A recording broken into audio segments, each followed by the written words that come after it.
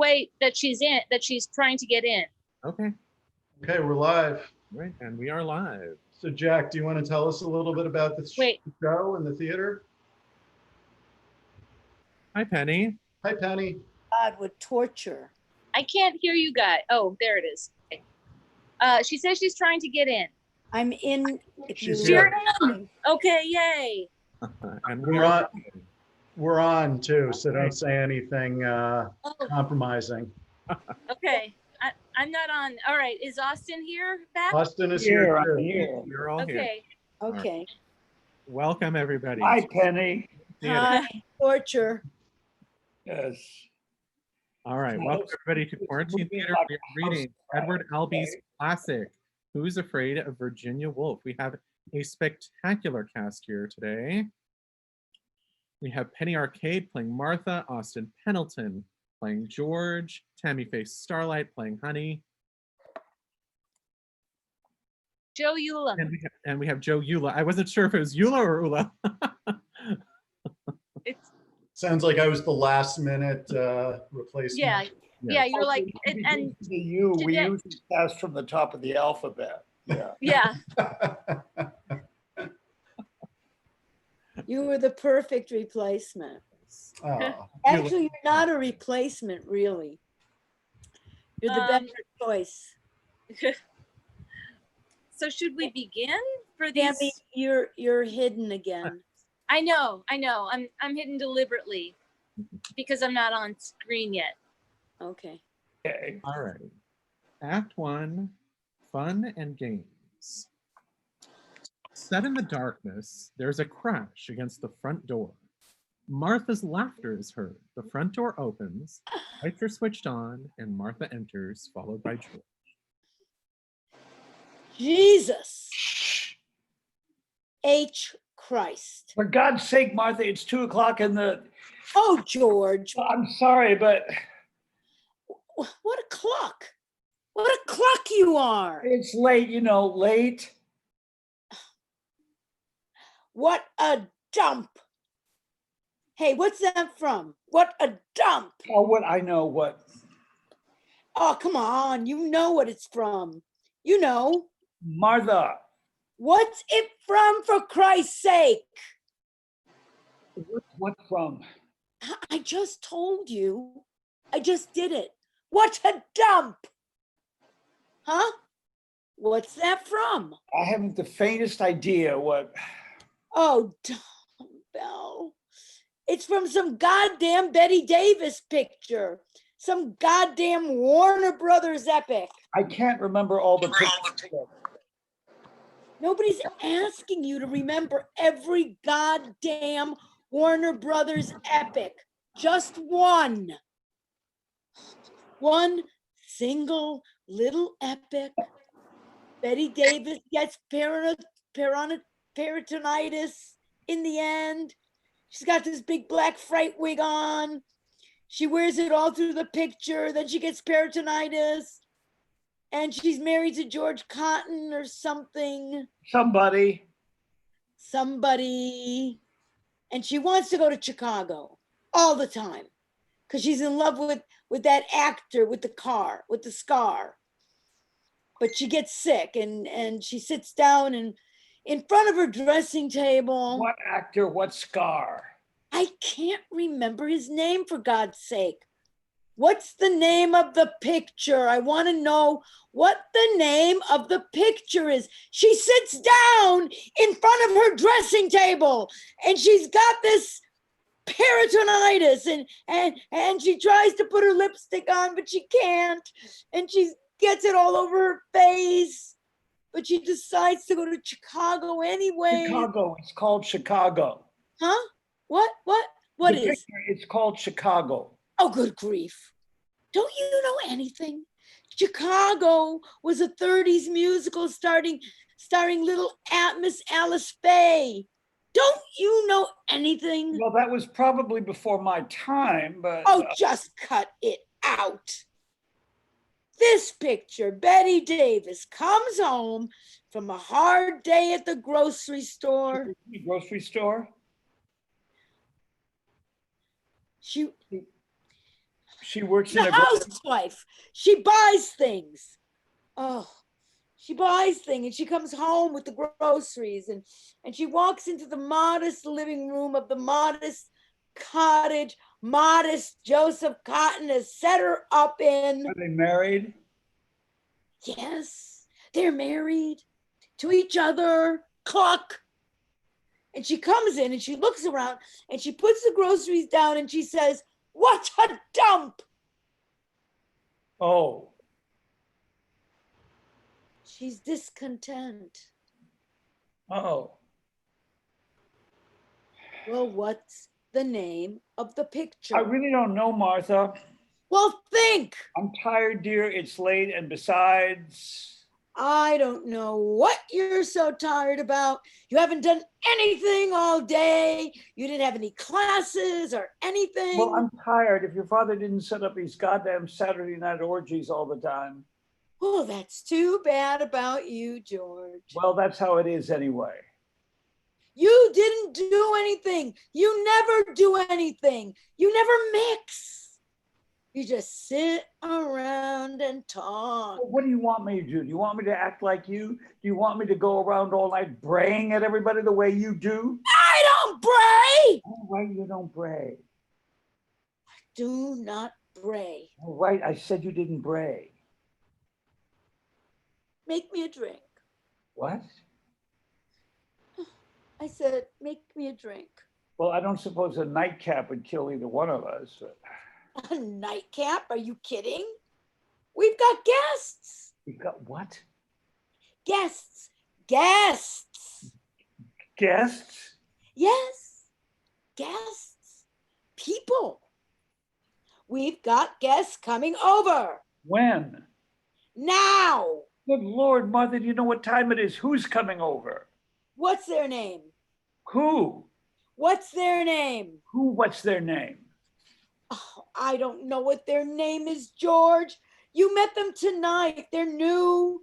He's in the math department or something. Who are these people? You met them tonight, I George. don't remember meeting anyone tonight. Well, you did. Will you give me my drink now, please? He's in the math department, about 30, blonde and good looking. yes. It figures. Good looking. It figures. And his wife's a mousy little type without any hips or anything. Oh, You remember them now? yes, I guess so, Martha. But why in God's name are they coming over here now? Because Daddy said that we should be nice to them. That's why. Oh, Lord. May I have my drink, please? Daddy said we should be nice to them. Thank you. But why now? It's after 2:00 in the morning. And Because Daddy said we should be nice to them. yes, but I'm sure your father didn't mean we were supposed to stay up all night with these people. I mean, we could have them over some Sunday or something. Well, never mind. Besides, it is Sunday. Very early Sunday. I mean, it's ridiculous. Well, it's done. All right, all right. Well, where are they? If we've got guests, where are they? They'll be here soon. What did they do? Go home and get some sleep first or something? They'll be here. I wish you'd tell me about something sometime. I wish you'd stop springing things on me all the time. I don't spring things on you all the time. If you do, you really do. You're always springing things on me. Oh, George. Always. Poor Georgie Porgy put upon pie. What are you doing? Are you sulking? Huh? Let me see. Are you sulking? Is that what you're doing? Never mind, Martha. Just don't bother yourself. Hey. Hey. Hey. Hey. Who's afraid of Virginia Woolf? Virginia Woolf. Virginia Woolf. Ha ha ha. Ha ha. What's the matter? Didn't you think that was funny, huh? I thought it was a scream. A real scream. You didn't like it, huh? It was all right, Martha. You laughed your head off when you heard it I at the smiled. party. I didn't laugh my head off. I smiled, you know, it was all right. You laughed your goddamn head off. It was all right. It was a scream. It was very funny, yes. Oh, you make me puke. What? You make me puke. That wasn't a very nice thing to say, Martha. That wasn't what? A very nice thing to say. I like your anger. I think that's what I like about you the most. Your anger. You're such a simp. You don't even have the what? The guts. Phrase maker. Hey, put some more ice in my drink, will you? You never put any ice in my drink. Why is that, I huh? always put ice in your drink. You eat it, that's all. It's that habit you have, chewing your ice cubes like a cocker spaniel. You'll crack your big teeth. They're my big teeth. Some of them, some of them. Oh, I've got more teeth than you've got. 2 more. Well, that's 2 is more. 2 more is a lot. Well, I suppose it is. I suppose it's pretty remarkable considering how old you are. You cut that out. You're not so young yourself. I'm 6 years younger than you are. I always have been, and I always will be. Well, you're going bald. So are you. Hello. Hello, honey. Come over here and give your mommy a big sloppy kiss. Oh, now. I want a big sloppy kiss. I don't want to kiss you, Martha. Where are these people? Where are these people you invited over? They stayed on to talk to Daddy. They'll be here. Why don't you want to kiss me?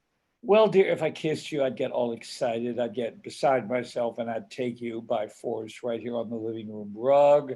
And then our little guest would walk in and we'll just think what your father would say about that. You pig. Oink, oink. Ha! Ha ha ha! Make me another drink.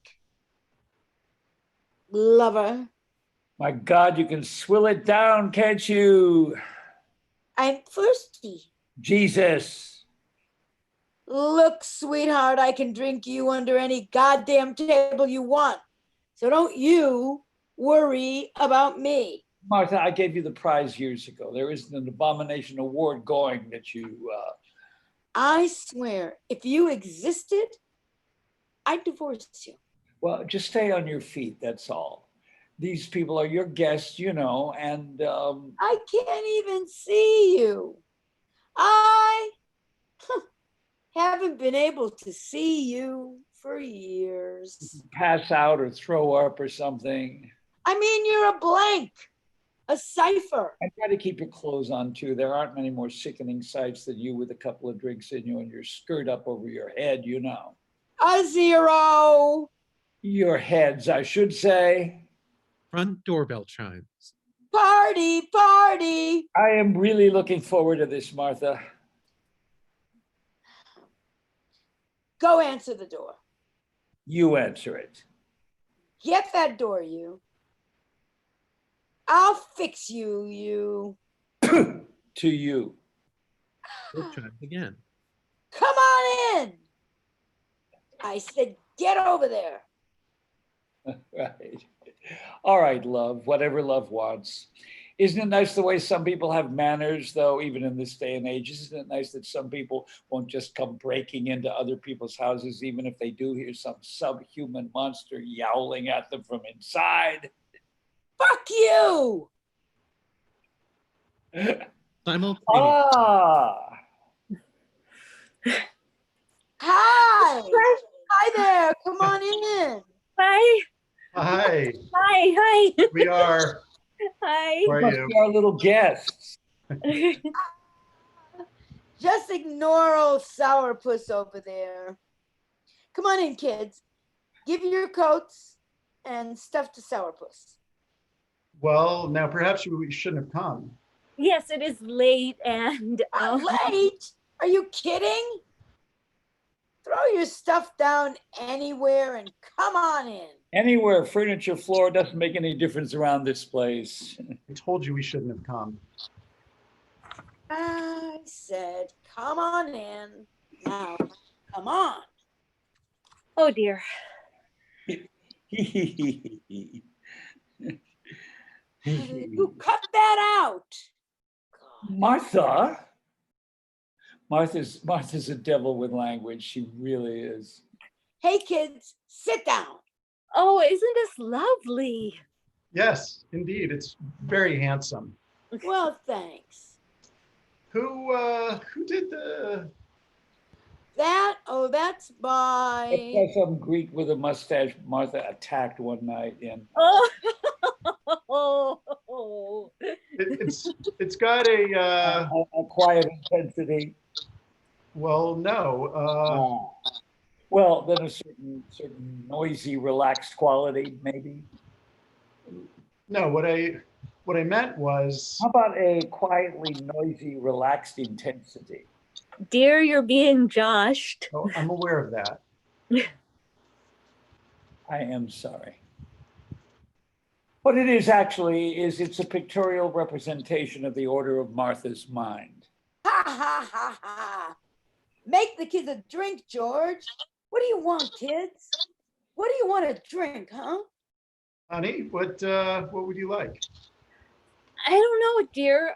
A little brandy, perhaps? Never mix, never worry. Brandy, just brandy. Simple. What about you? Bourbon on the rocks, if you don't mind. Mind? No, I don't mind. I don't think I mind. Martha, rubbing alcohol for you? Sure. Never mix, never worry. Martha's taste in liquor have come down, simplified over the years, crystallized. Back when I was courting Martha, well, I don't know if that's exactly the right word for it, but back when I was courting Martha.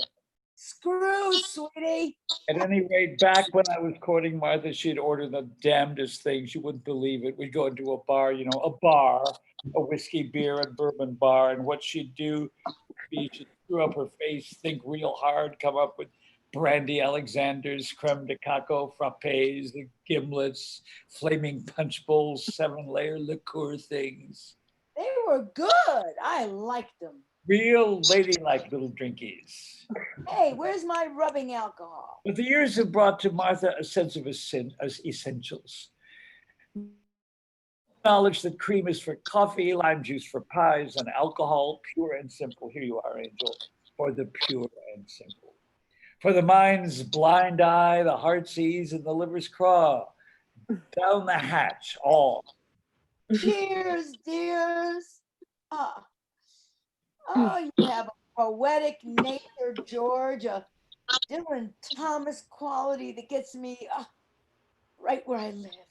Vulgar girl with guests here. Hey.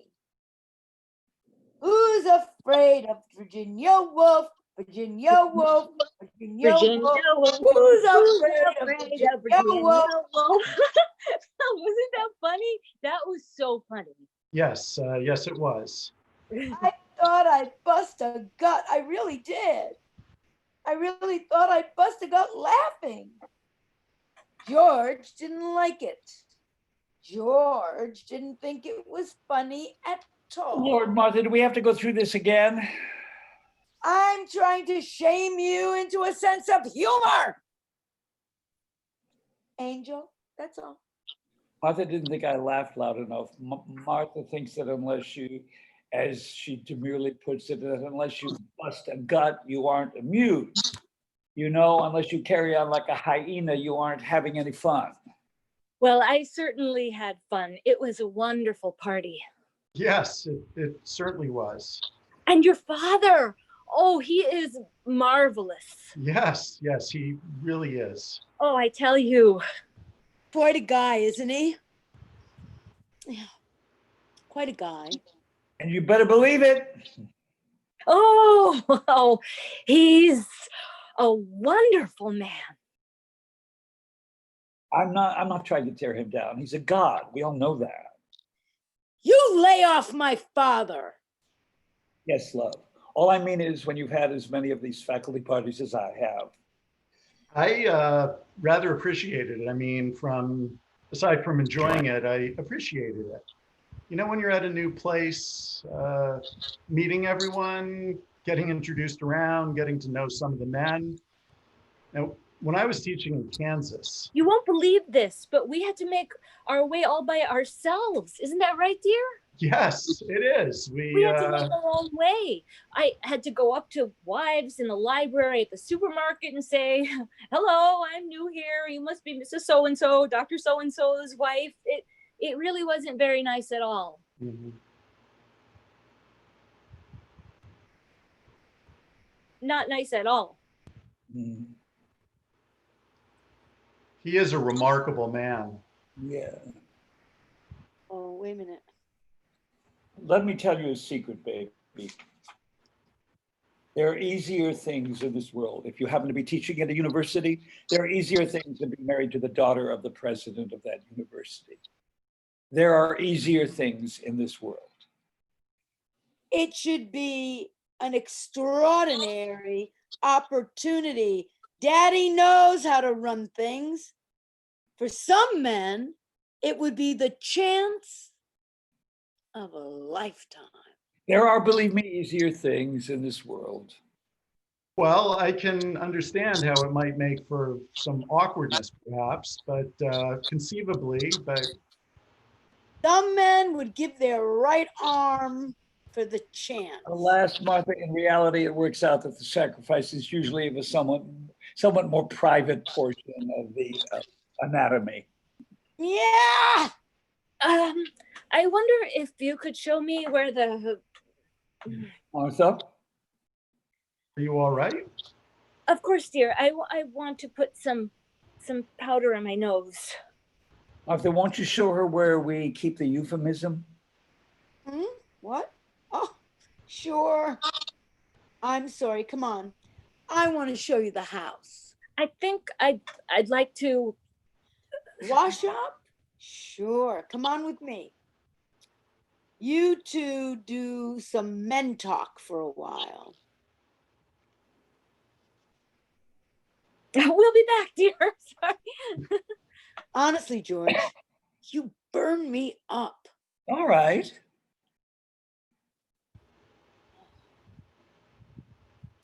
Okay, Martha. Okay, just trot along. You really do. Just don't, vanish. Come on.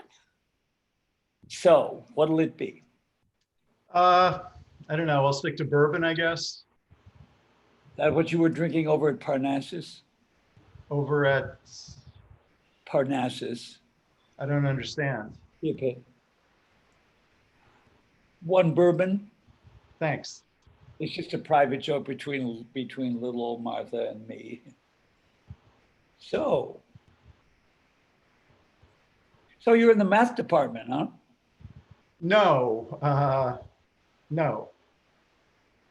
Martha said you were. I think that's what she said. What made you decide to be a teacher? Oh, well, the same things that motivated you, I imagine. What were they? Pardon? I said, what were they? What were the things that motivated me?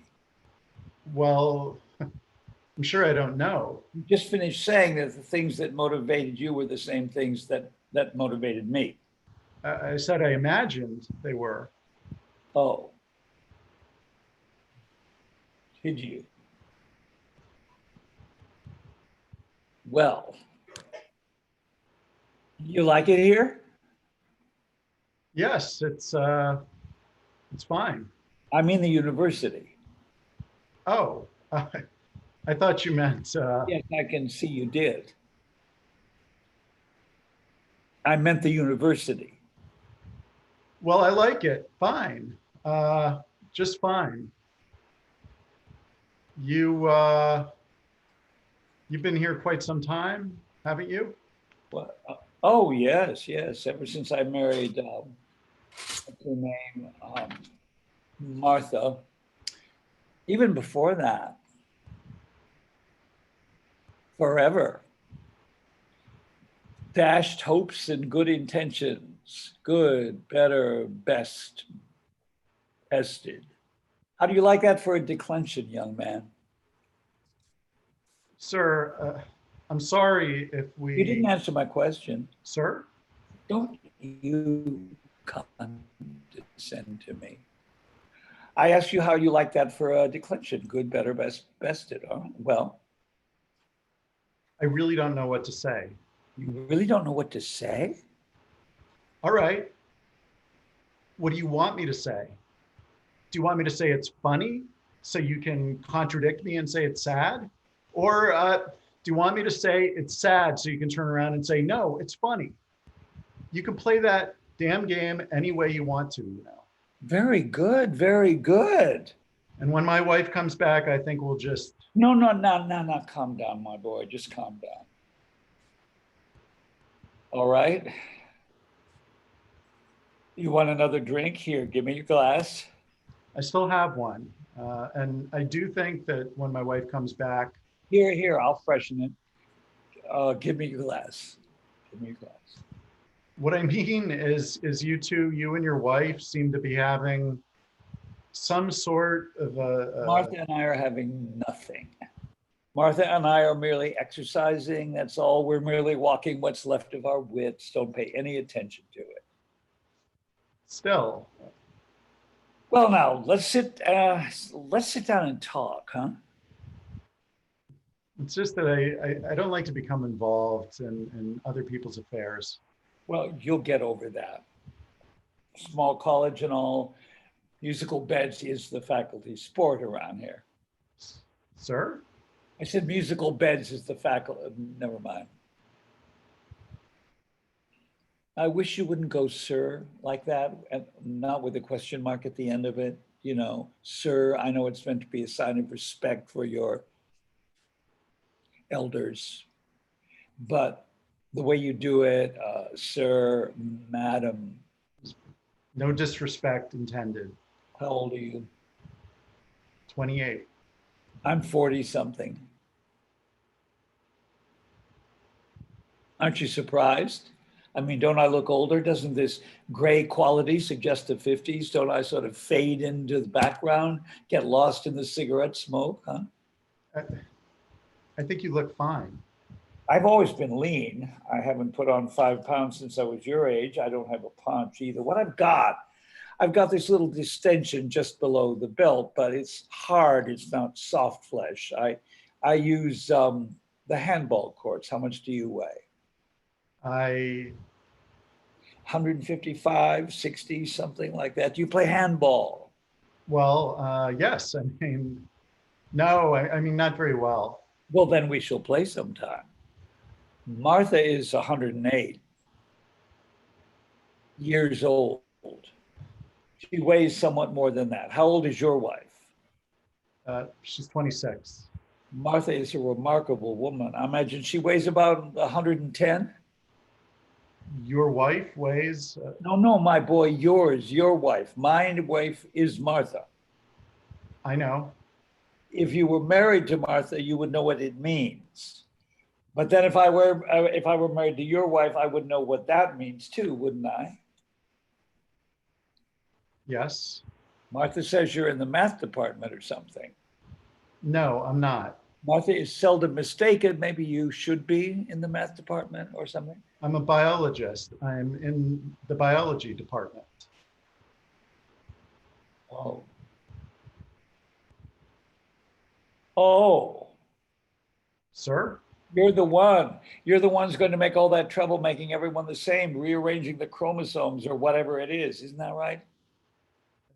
Not exactly. Chromosomes. I'm very mistrustful. Do you believe that people learn nothing from history? Not that there is nothing to learn, mind you, but that people learn nothing. I am in the history department. Well, I am a doctor, AB, MA, PhD, ABMAFID. Abmafit has been variously described as a wasting disease of the frontal lobes and as a wonder drug. It is actually both. I'm really very mistrustful. Biology. Huh? I read somewhere that science fiction is really not fiction at all, that you people are rearranging my genes so that everyone will be like everyone else. Now, I won't have that. It would be a shame. I mean, look at me. Is it really such a good idea if everyone was 40 something and looked like 55? You didn't answer my question about history. This genetic business you're talking about. Oh, that's very upsetting, very, very disappointing. But history is a great deal more disappointing. I am in the history department. Yes, you told me. I know I told you. I shall probably tell you several more times. Martha tells me often that I am in the history department as opposed to being the history department, in the sense of running the history department. I do not run the history department. Well, I don't run the biology department. You're 21. 28. 28. Perhaps when you're 40 something and look 55, you will run the history department. Biology. Biology department. I did run the history department for 4 years during the war, but that was because everybody was away. Then everybody came back because nobody got killed. That's New England for you. Isn't that amazing? Not one single man in this whole place got his head shot off. That's pretty irrational. Your wife doesn't have any hips, has she? Does she? What? I don't mean to suggest that I'm hip happy. I'm not one of those 36, 22, 78 men. No, sirree, not me, everything in proportion. I was implying that your wife is slim hipped. Yes, she is. What are they doing up there? I assume that's where they are. Well, you know women.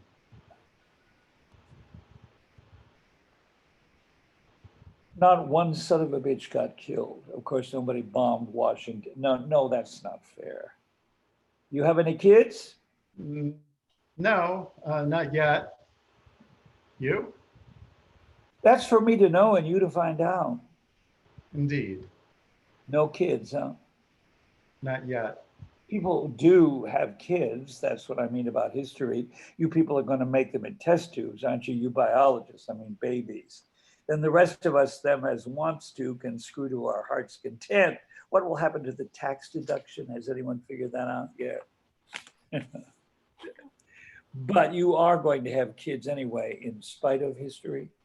Yes, certainly. We want to wait a little until we're settled. And this is your heart's content.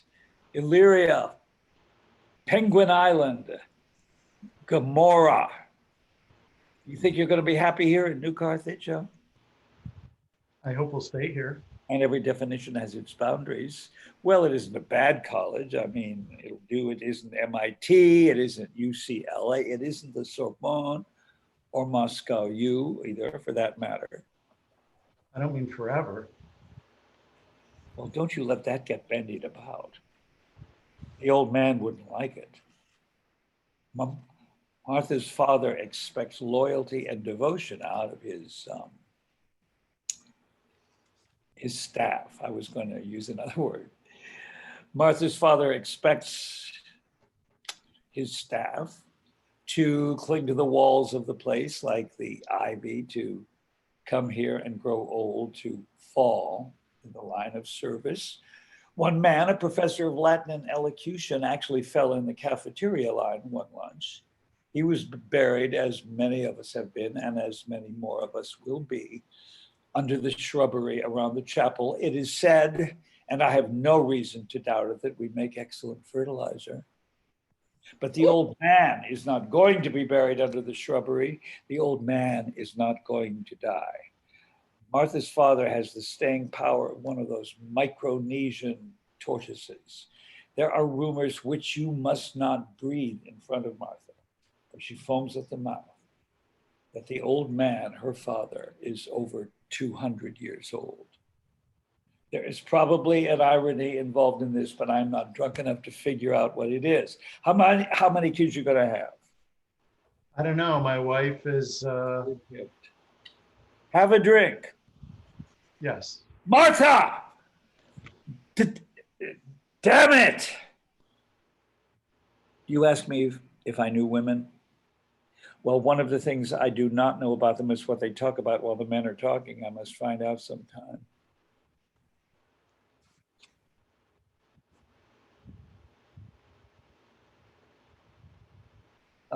What I mean is, what do you think they really talk about, or don't you care?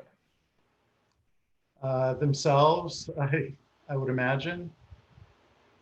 Do you find women puzzling? Well, yes, and no. Uh-huh. Oh, well, here's one of you at least. Oh, she'll be right down. You must see this house, dear. It's such a wonderful old house. Yes, Martha! Ah, for Christ's sake, hang on a minute, will you? She'll be right down. She's changing. She's what? She's changing? Yes, Her clothes? her dress. Why? Why, I imagine she wants to be more comfortable. What? Oh, she does she? Well, heavens, I should think. You don't know?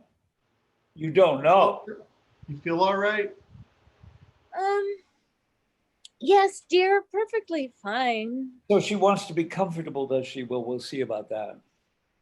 I didn't know until just a minute ago that you had a son. What? A son. I hadn't known. You to me and find, you to know and me to find out? Well, he must be quite big. 21. 21 tomorrow. Tomorrow's his birthday. Well, Told you about him? Well, yes, I mean, She told well, you about him. yes, You say she's changing.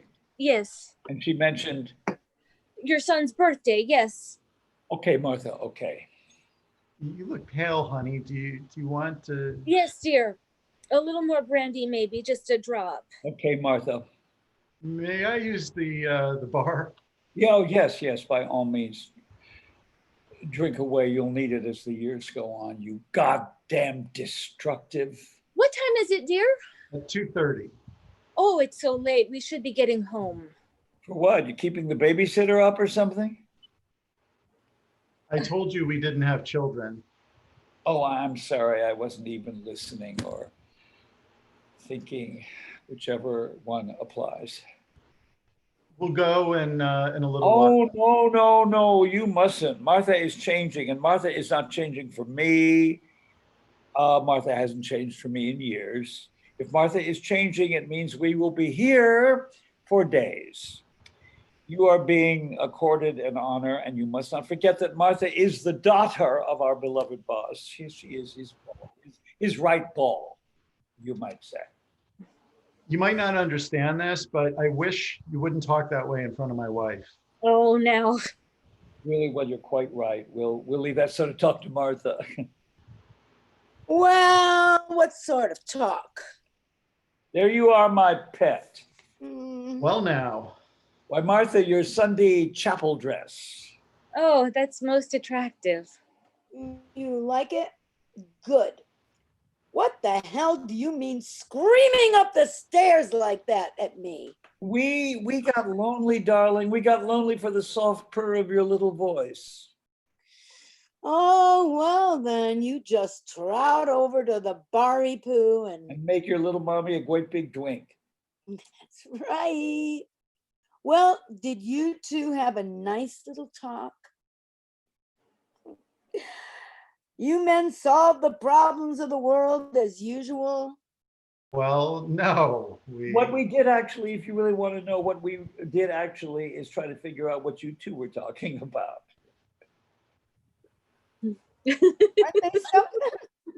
Aren't these men the absolute end?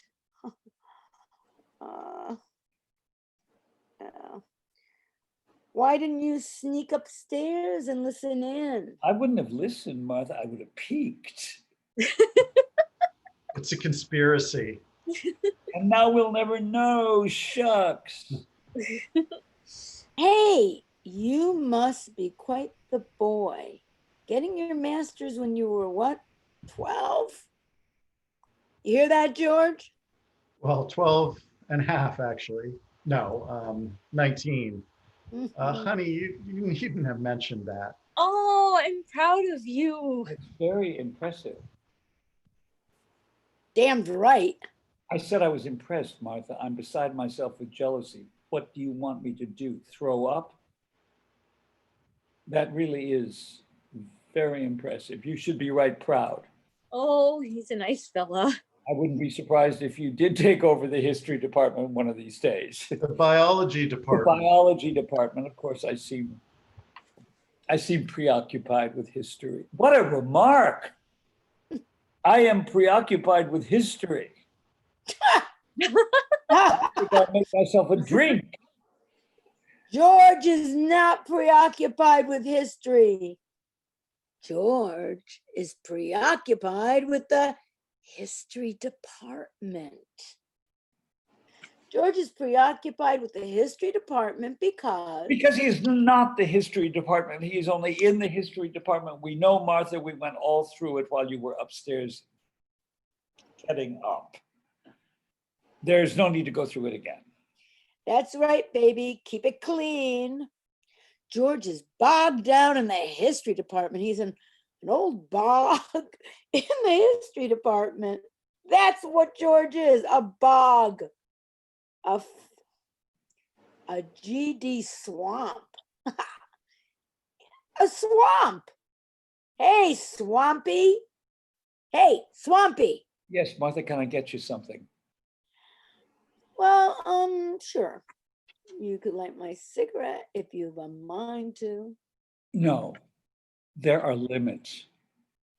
I mean, a man can put up with only so much without he descends a rung or two on the old evolutionary ladder, which is up your line. Sinks, Martha. And it's a funny ladder. You can't reverse yourself. Start back up once you're descending.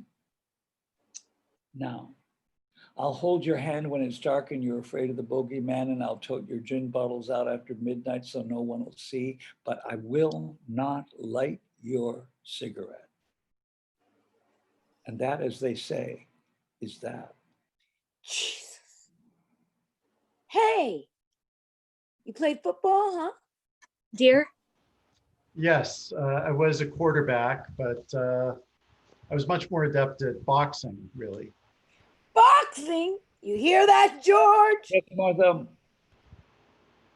Hey, you must have been pretty good at it. I mean, you don't look like you got hit in the face at all. he was intercollegiate state light heavyweight champion. Honey, Well, you were. Well, you look like you've got a pretty good body now, too. Is that right? Have you? Martha, decency forbids. Shut up. Well, have you? Have you kept your body? it's still pretty good. I work out. Do you? Yeah. Oh, yes. He has a very firm body. Mm. Have you? I think that's very nice. Well, I mean, you never know, once you have it. You never know when it's going to come in handy. I was going to say, why give it up till you have to? I couldn't agree more. Oh, I couldn't agree with you more. Martha, your obscenity is more than. George here doesn't cotton much to body talk. Do you, sweetheart? George isn't too happy when we get to muscle, flat bellies, pectorals. Would you like to take a walk around the garden? Oh, no. You're amused. All right. Paunchy over there isn't too happy when the conversation moves the muscle. How much do you weigh, huh? 185, 190. Still at the old light heavyweight limit, huh? That's pretty good. Hey, George, tell him about the boxing match we had. Christ! George, tell him about it. You tell him, Martha. Is he all right? Him? Oh, sure. George and I had this boxing match. Oh, Lord. 20 years ago? A couple of years after we were married. A boxing match, the two of you? Really? Yup. The two of us. Really. I can't imagine. Well, like I say, it was 20 years ago and it wasn't in a ring or anything like that. You know what I mean? It was wartime and Daddy was on this physical fitness kick and Daddy's always admired physical fitness. Says a man is only part brain, he has a body too. And it's his responsibility to keep both of them up, you know? Uh-huh. Says the brain can't work unless the body is working too. Well, that's not exactly so. Well, maybe that isn't what he says, something like it. But it was wartime, and Daddy got the idea all the men should learn how to box, self-defense. I suppose the idea was that if the Germans landed on the coast or something, the whole faculty'd go out and punch them to death. I don't know. Well, it was probably more the principle of the thing. No kidding. Anyway, so Daddy had a couple of us over one Sunday, and we went out in the back, and Daddy put on the gloves himself. Daddy's a strong man, and well, you know. Yes, yes. And he asked George to box with him. And George didn't want to. Probably something about not wanting to bloody up his meal ticket. Mhm. Anyway, George said he didn't want to, and Daddy was saying, "Come on, young man, what sort of son-in-law are you?" and stuff like that. Yeah. So while this was going on, I don't know why I did it. I got into a pair of gloves myself. You know, I didn't lace them up or anything, but I snuck up behind George, just kidding. And I yelled, "Hey, George!" And at the same time, I let go sort of a roundhouse. Right, you know, just kidding, you know. Mhm. And George wheeled around real quick and he caught it right in the jaw. Pow! I hadn't meant it, honestly. Anyway, he stumbled back a few steps and then crash. He landed flat in a huckleberry bush. Oh, I think it's colored our whole life together, really. I do. It's an excuse, anyways. It's what he uses for being bogged down. Anyway, why he hasn't gone anywhere. And it was an accident, a real goddamn accident.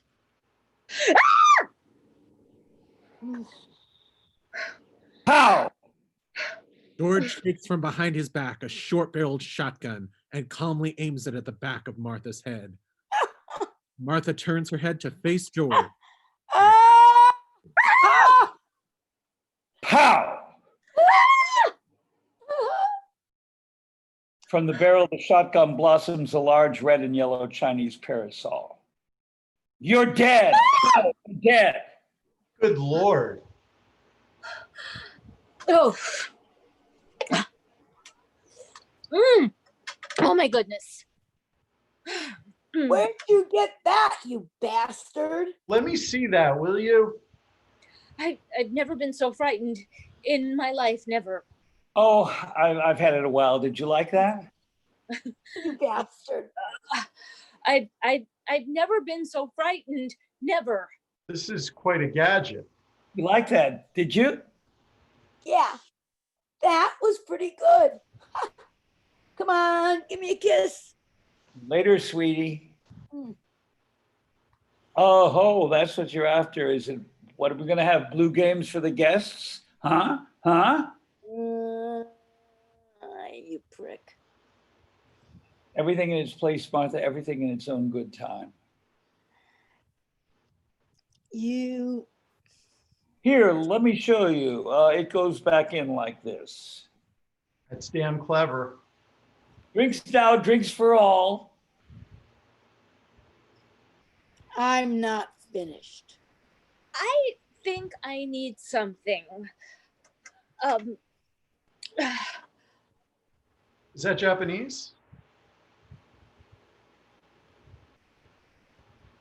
I've never been so frightened in my life. Weren't you frightened just for a second? I don't remember. Oh, now I'll bet you were. Did you really think I was going to kill you, Martha? You kill me? That's a laugh. Well, now I might someday. Oh, fat chance. Where's the John? Through the hall there and down to your left. Oh, don't come back with any guns or anything now, okay? Oh no. You don't need any props, do you, baby? I bet not. No fake Jap gun for you, eh? May I leave my drink here? Yeah, sure, why not?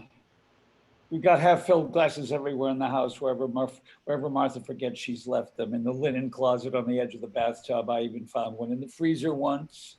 You did not. Yes, I did. Did not. Yes, I did. Granny doesn't give you a hangover? I never mix.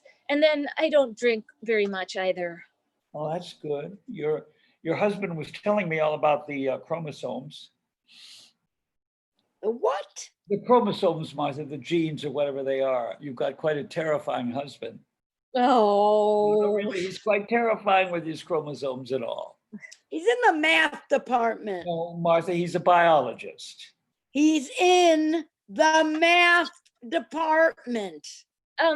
Biology. Are you sure? Well, I ought to be.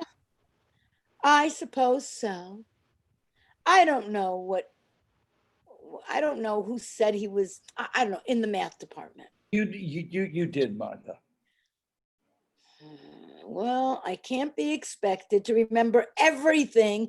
I meet 15 new teachers and their goddamn wives, present company outlawed, of course. And I'm supposed to remember everything. So he's a biologist. Good for him.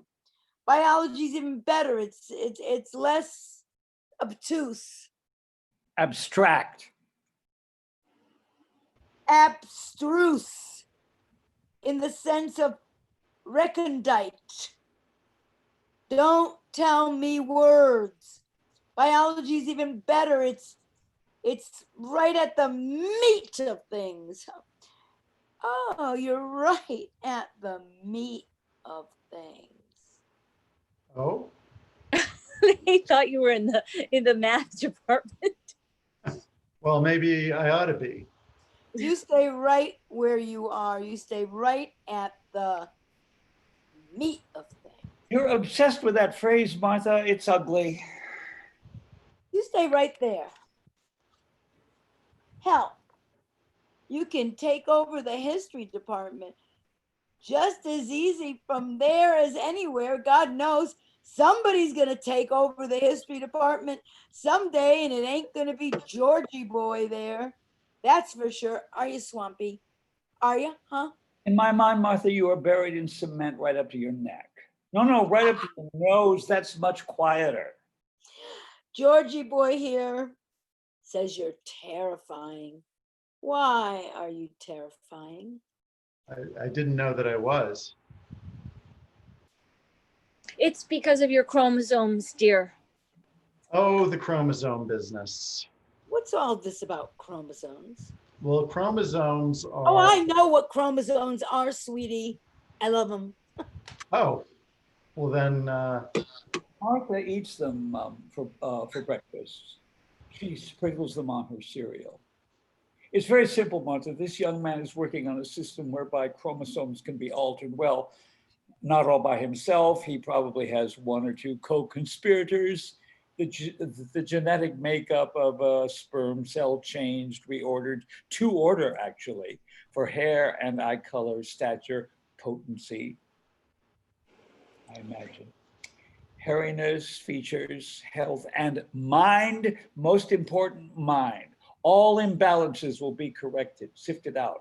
Propensity for various diseases will be gone, longevity assured. We will have a race of men, test tube bred, incubator born, superb and sublime. Mm. How exciting. But everyone will tend to be rather the same, alike. Everyone, and I'm sure I'm not wrong here, will tend to look like this young man here. That's not a bad idea. all right now. It will be on the surface, all of it, rather pretty, quite jolly. But of course, there will be a dank side to it too. A certain amount of regulation will be necessary for the experiment to succeed. A certain number of sperm tubes will have to be cut. Huh?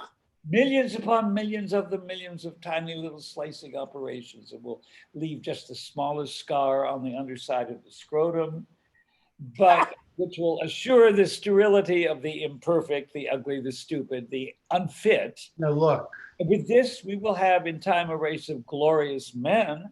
Ha! I suspect we will not have much music, much painting, but we will have a civilization of men, smooth, blonde, and right at the middleweight level. A Oh, race of scientists and mathematicians, each dedicated to and working for the greater glory of the super civilization. goody. There will be a certain loss of liberty, I suppose, as a result of this experiment, but diversity will no longer be the goal. Culture and races will eventually vanish. The ants will take over the world.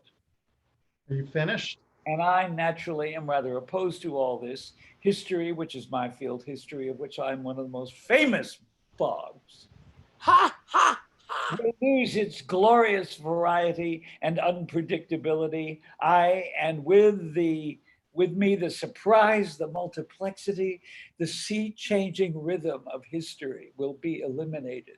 There will be order and constancy, and I am unalterably opposed to it. I will not give up Berlin. You'll give up Berlin, sweetheart. You're going to defend it with your paunch? I don't see what Berlin has to do with anything. There is a saloon in West Berlin where the bar stools are 5 feet high and the earth, the floor, is so far below you. I will not give up things like that. No, I won't. I will fight you, young man. One hand on my scrotum, to be sure, but with my free hand, I will battle you to the death. Bravo! That's right. And I am going to be the wave of the future. You bet you are, baby. I don't see why you want to do all of those things, dear. You never told me. Oh, for God's sake. Oh, The most profound indication of a social malignancy, no sense of humor. None of the monoliths could take a joke, read history. I know something about history. You don't know much about science, do you? I know something about history. I know when I'm being threatened. So everybody's going to look like you? Sure, sure. I'm going to be a personal fucking machine. Isn't that nice? dear, you mustn't. You mustn't. I'm sorry, You honey. mustn't. I'm sorry, honey. Well, oh, all right. Where is your son? What? Something about your son. Son. Where is when is your son coming home? Oh, Martha, when is our son coming home? Never mind. No, I want to know. You brought it out in the open. When's he coming home, Martha? I said, never mind. I'm sorry I brought it up. Him up, not it. You brought him up. Well, more or less. When's the little bugger going to appear? I mean, isn't tomorrow meant to be his birthday or something? I don't want to talk about it. But Martha, I don't want to talk about it. I'll bet you don't. Martha does not want to talk about him. Martha is sorry she brought it up. Yeah. When is the little bugger coming home? Yeah, Honey, Martha, since honey, you don't had the you bad think- taste to bring up the matter in the first place, when is the little bugger coming home? George talks disparagingly about the little bugger because he has problems. The little bugger has problems? What problems has the little bugger got? Not the little bugger. Stop calling him that. You've got problems. I've never heard of anything more ridiculous in my life. Neither have I. Honey, George's biggest problem about the little, about our son, about our great big son, is that deep down in the private most pit of his gut, he's not completely sure it's his own kid. My God, you're a wicked woman. And I've told you a million times, baby, I wouldn't conceive with anyone but you. You know that, baby. A deeply wicked person. Oh my, oh my. I'm not sure this is a subject for. Martha's lying. I want you to know that right now. Martha's lying. There are very few things in this world that I am sure of. National boundaries, the level of the ocean, political allegiances, practical morality. None of these would I stake my stick on anymore. But the one thing in this whole sinking world that I am sure of is my partnership, my chromosomological partnership in the creation of our blonde-eyed, blue-haired son. Oh, I'm so glad. That was a very pretty speech, George. Thank you, Martha. You rose to the occasion. Good. Real good. Well, real well. Honey, Martha knows, she knows better. I know better. I've been to college like everybody else. Martha been to college, Martha been in a convent when she was a little twig of a thing too. And I was an atheist. I still am. Not an atheist, Martha, a pagan. Martha is the only true pagan on the Eastern Seaboard. Oh, that's nice. Isn't that nice, dear? yes, wonderful. And Martha paints blue circles around her things. You do? Sometimes. You want to see? Tut, tut, tut. Tut, tut, tut yourself, you floozy. No, he's not a floozy. He can't be a floozy. You're a floozy. Now you watch yourself. All right. I'd like a nipper of brandy, please. Honey, I think you've had enough now. Nonsense. Everybody's ready, I think. Nonsense. Okay. Our son does not have blue hair or blue eyes for that matter. He has green eyes like me. He has blue eyes, Martha. Green. Blue, Martha. Green. He has the loveliest green eyes. They aren't all flaked with brown and gray, you know, hazel. They're real green, deep, pure green eyes like mine. Your eyes are brown, aren't they? Green. Well, in some lights, they look brown, but they're green, not green like his. More hazel. George has watery blue eyes, milky blue. Make up your mind, Martha. I was giving you the benefit of the doubt. Daddy has green eyes too. He does not. Your father has tiny red eyes like a white mouse. In fact, he is a white mouse. You wouldn't dare say a thing like that. If he was here, you're a coward. You know, that great shock of white hair and those little beady red eyes, a great big white mouse. George hates Daddy. Not for anything Daddy's done to him, no, but for his own Inadequacies. That's right. You hit it right on the snout. Where do you think you're going? We need some more booze, Angel. Oh, so go. Thank you. Exits. He's a good bartender, a good bar nurse. The SOB hates my father. You know that? Oh, come on. Oh, you think I'm kidding? You think I'm joking? I never joke. I don't have a sense of humor. I have a very fine sense of the ridiculous, but no sense of humor. I haven't either. Yes, I have you no have, honey. sense of humor. Oh, well, thank you. You want to know why the SOB hates my father?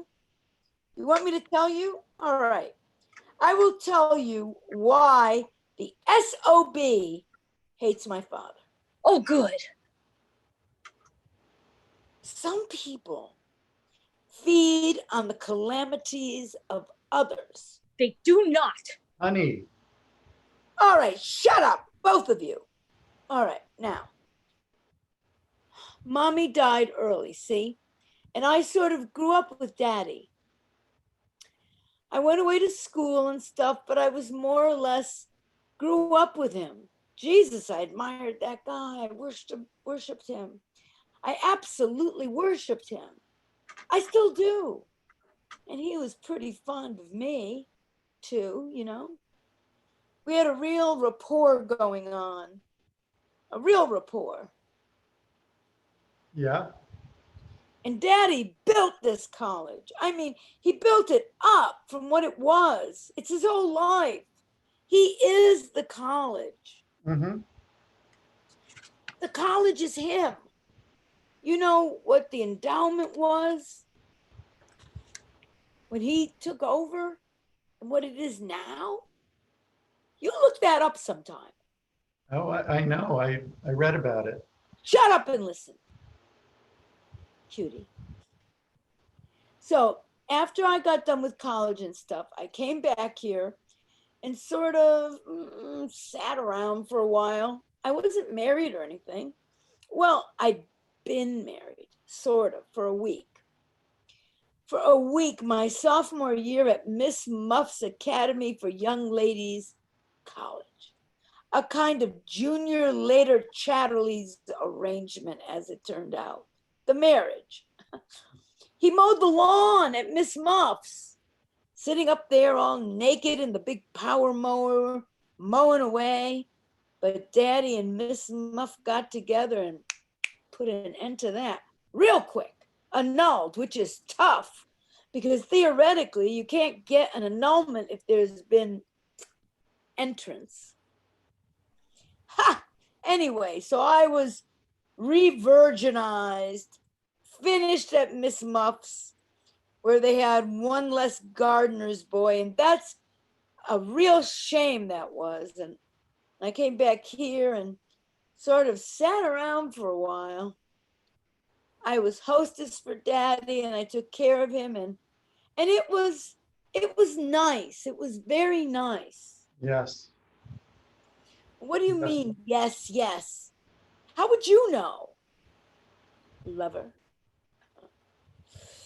And I got the idea about then that I'd marry into the college, which didn't seem to be quite as stupid as it turned out.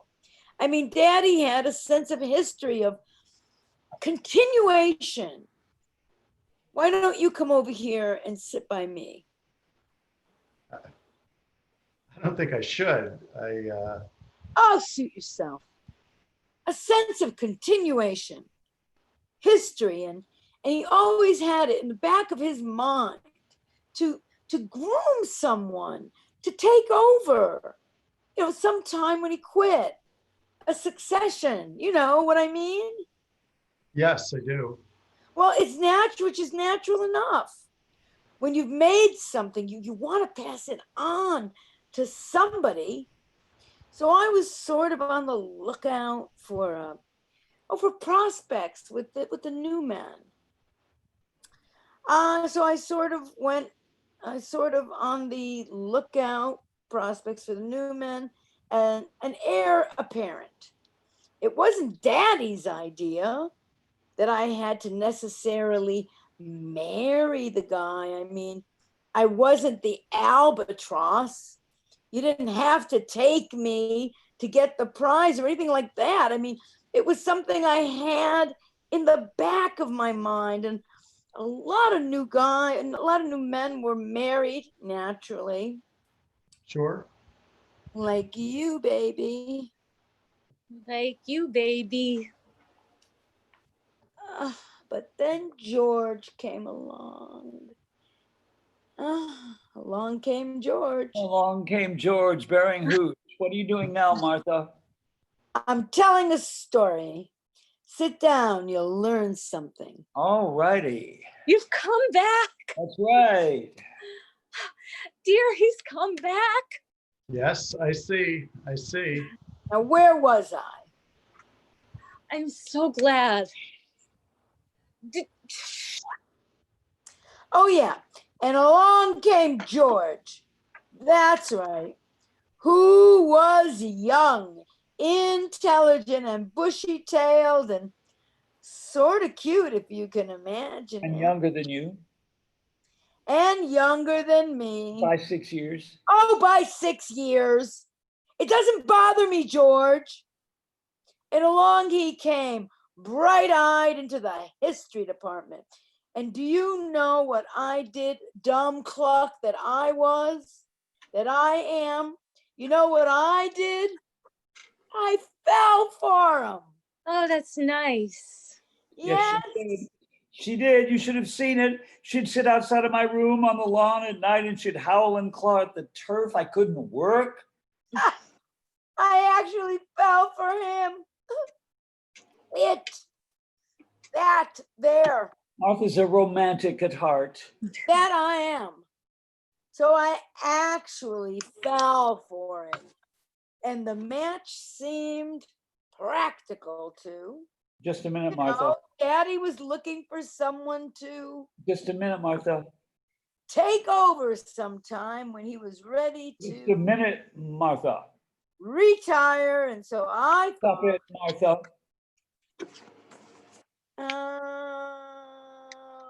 what do you want? I thought you were telling the story of our courtship, Martha. I didn't know you were going to start in on the other business.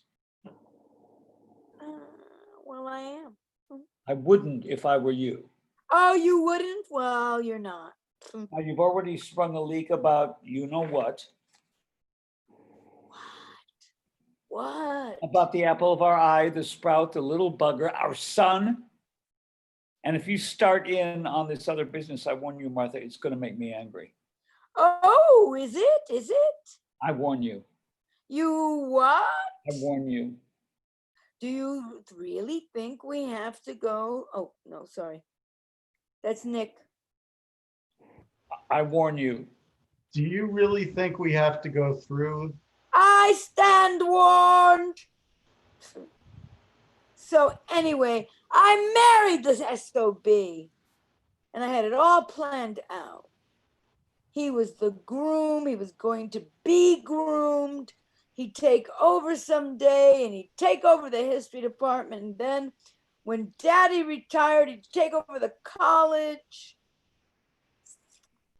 You know, that's the way it was supposed to be. Huh? You getting angry, baby? Mm-hmm. That's the way it was supposed to be. Very simple. And Daddy seemed to think it was a pretty good idea.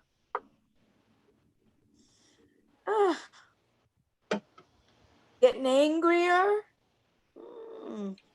Until he watched for a couple of years and started thinking maybe it wasn't such a great idea after all, that maybe Georgie boy just didn't have the stuff, that he just didn't have it in him. Stop it, Martha.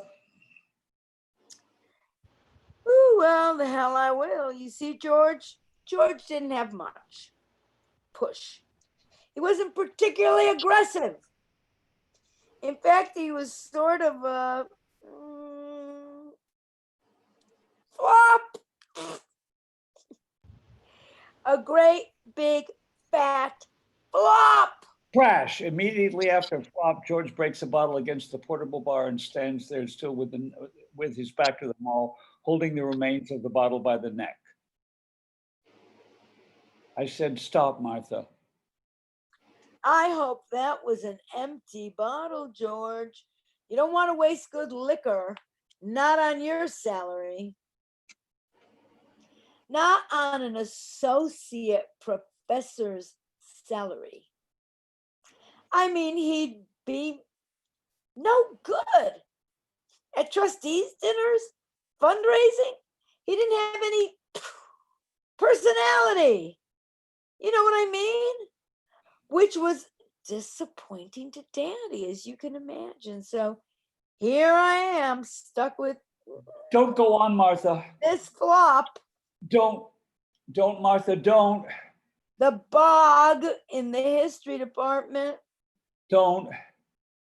who's married to the president's I said daughter, don't. All right, all right. expected to be somebody, not Virginia just Woolf, some Virginia nobody, Woolf, some Virginia bookworm, Who's somebody who's Virginia so Woolf, damn, Virginia Woolf, so damn Virginia contemplative. Woolf, Virginia Woolf, The wolf, Virginia Woolf. Virginia wolf. He can't who's make afraid of anything Virginia Woolf. out of himself.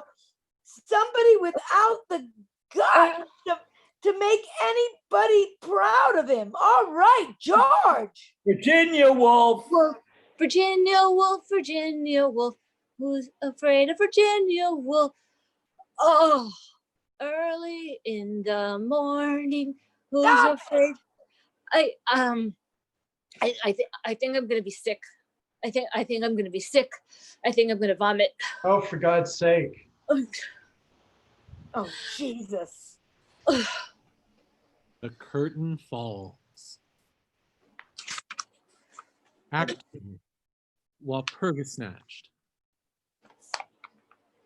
George is by himself as Nick re-enters. I guess she's all right. She really shouldn't drink. She's frail, slim-hipped as you'd have it. I'm really very sorry. Where's my little yum? Where's Martha? She's making coffee in the kitchen. She gets sick quite easily. Martha.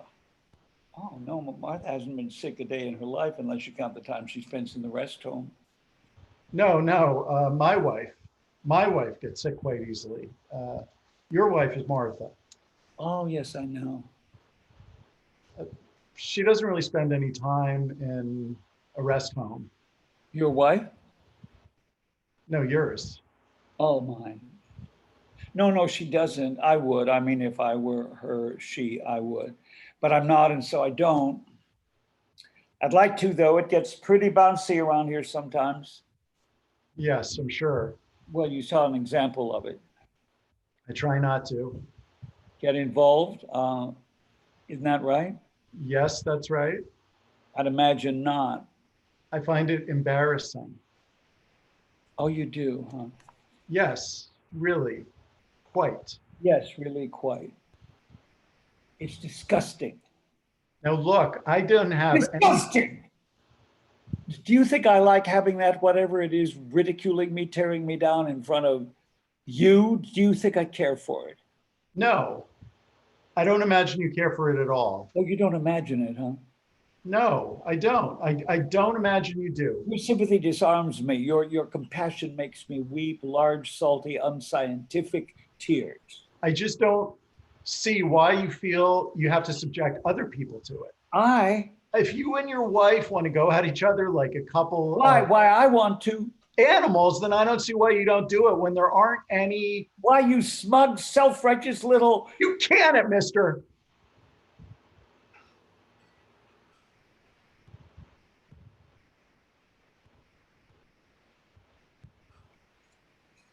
Scientist. I've never hit an older man. Oh, you just hit younger men and children, women, birds, and oh, but well, you're quite right. Of course, it isn't the prettiest spectacle. Seeing a couple of middle-aged types hacking away at each other, all red in the face and winded, missing half the time. Oh, you two don't miss. You two are pretty good. Impressive. And impressive things impress you, don't they? You're easily impressed. Sort of a pragmatic idealism. No, it's that sometimes I can admire things that I don't admire. Now, flagellation isn't my idea of a good time, but Admire a good flagellator, a real pro. yeah. Your wife throws up a lot, huh? I didn't say that. I said you get sick quite easily. Oh, I thought by sick you meant. Well, it's true. She does throw up a lot. And once she starts, there's practically no stopping her. I mean, she'll go right on for hours. Mhm.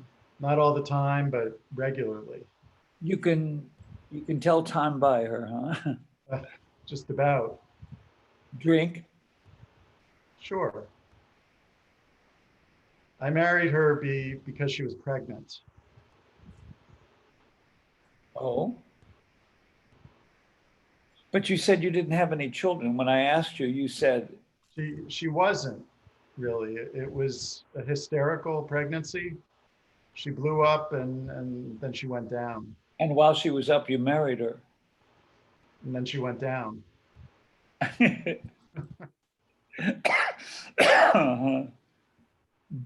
Bourbon is right. Yes, bourbon. When I was 16 and going to prep school during the Punic Wars, a bunch of us used to go into New York on the first day of vacations before we fanned out to our homes. And in the evening, this bunch of us used to go to this gin mill owned by the gangster father of one of us, where this was during the great experiment or prohibition, as it is more frequently called. And it was a bad time for the liquor lobby, but a fine time for the crooks and the cops. And we would go to this gin mill and we would drink with the grown-ups and listen to the jazz. And one time in the bunch of us, there was this boy who was 15, and he had killed his mother with a shotgun some years before, accidentally, completely accidentally, without even an unconscious motivation. I have no doubt at all. And this one evening, this boy went with us and we ordered our drinks. And when it came his turn, he said, "I'll have Bergen. Give me some Bergen, please. Bergen and water." Well, we all laughed. He was blonde and he had the face of a cherub, and we all laughed, and his cheeks went red and the color rose in his neck. And the assistant cook who had taken our order told people at the next table what the boy had said. And then they laughed. And then more people were told, and the laughter grew, and more people and more laughter. And no one was laughing more than us, and none of us more than the boy who had shot his mother. And soon, everyone in the gin mill knew what the laughter was about, and everyone started ordering Bergen and laughing when they ordered it. And soon, of course, the laughter became less general, but it did not subside entirely for a very long time. For always at this table or that, someone would order Bergen and a new area of laughter would rise. We drank free that night. And we bought champagne, and we were bought champagne by the management, by the gangster father of one of us. And of course, we suffered the next day, each of us alone on his train away from New York, each of us with a grown-up's hangover. But it was the grandest day of my youth. Thank you. What happened to the boy who had shot his mother? I won't tell you. All right. The following summer, on a country road, with his learner's permit in his pocket and his father on the front seat to his right, he swerved the car to avoid a porcupine and drove straight into a large tree. No. He was not killed, of course, and in the hospital when he was conscious and out of danger, and when they told him that his father was dead, he began to laugh, I have been told, and his laughter grew, and he would not stop. And it was not until after they jammed a needle in his arm, not until after that, until his consciousness slipped away from him, that his laughter subsided, stopped. And when he was recovered from his injuries enough so that he could be moved without damage, should he struggle, he was put in an asylum. That was 30 years ago. Is he still there? Oh, yes. And I'm told that for these 30 years, he has not uttered one sound.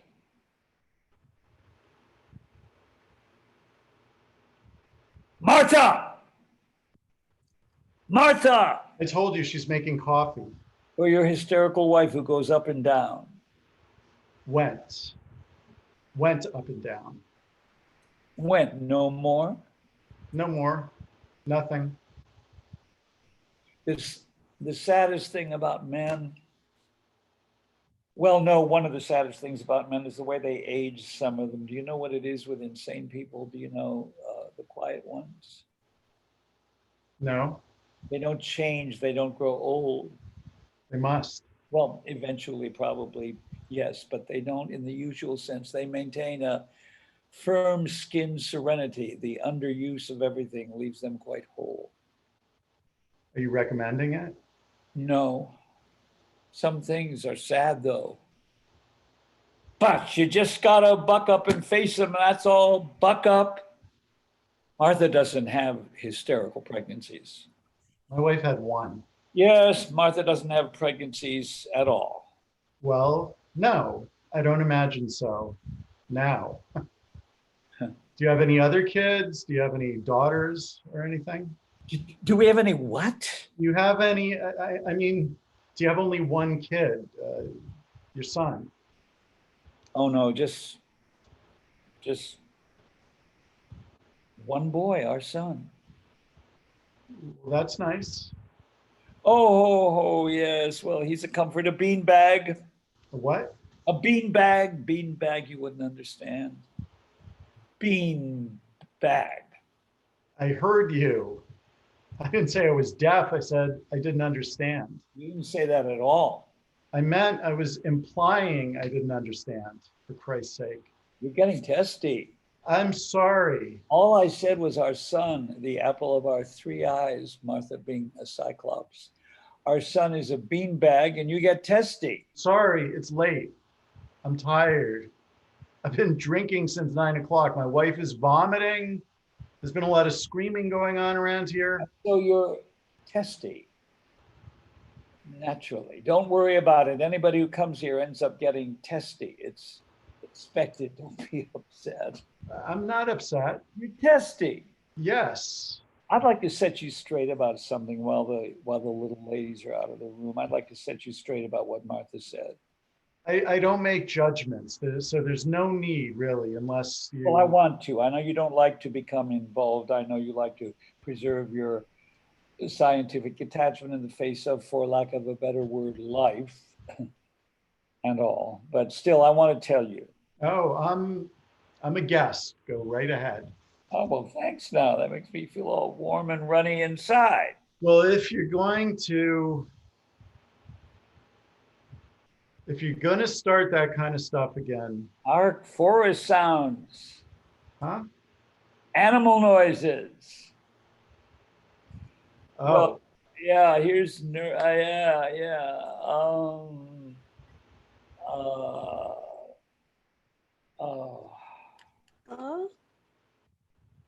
Is there anything I should do? Accommodation, malleability, adjustment. Those do seem to be in the order of things, don't they?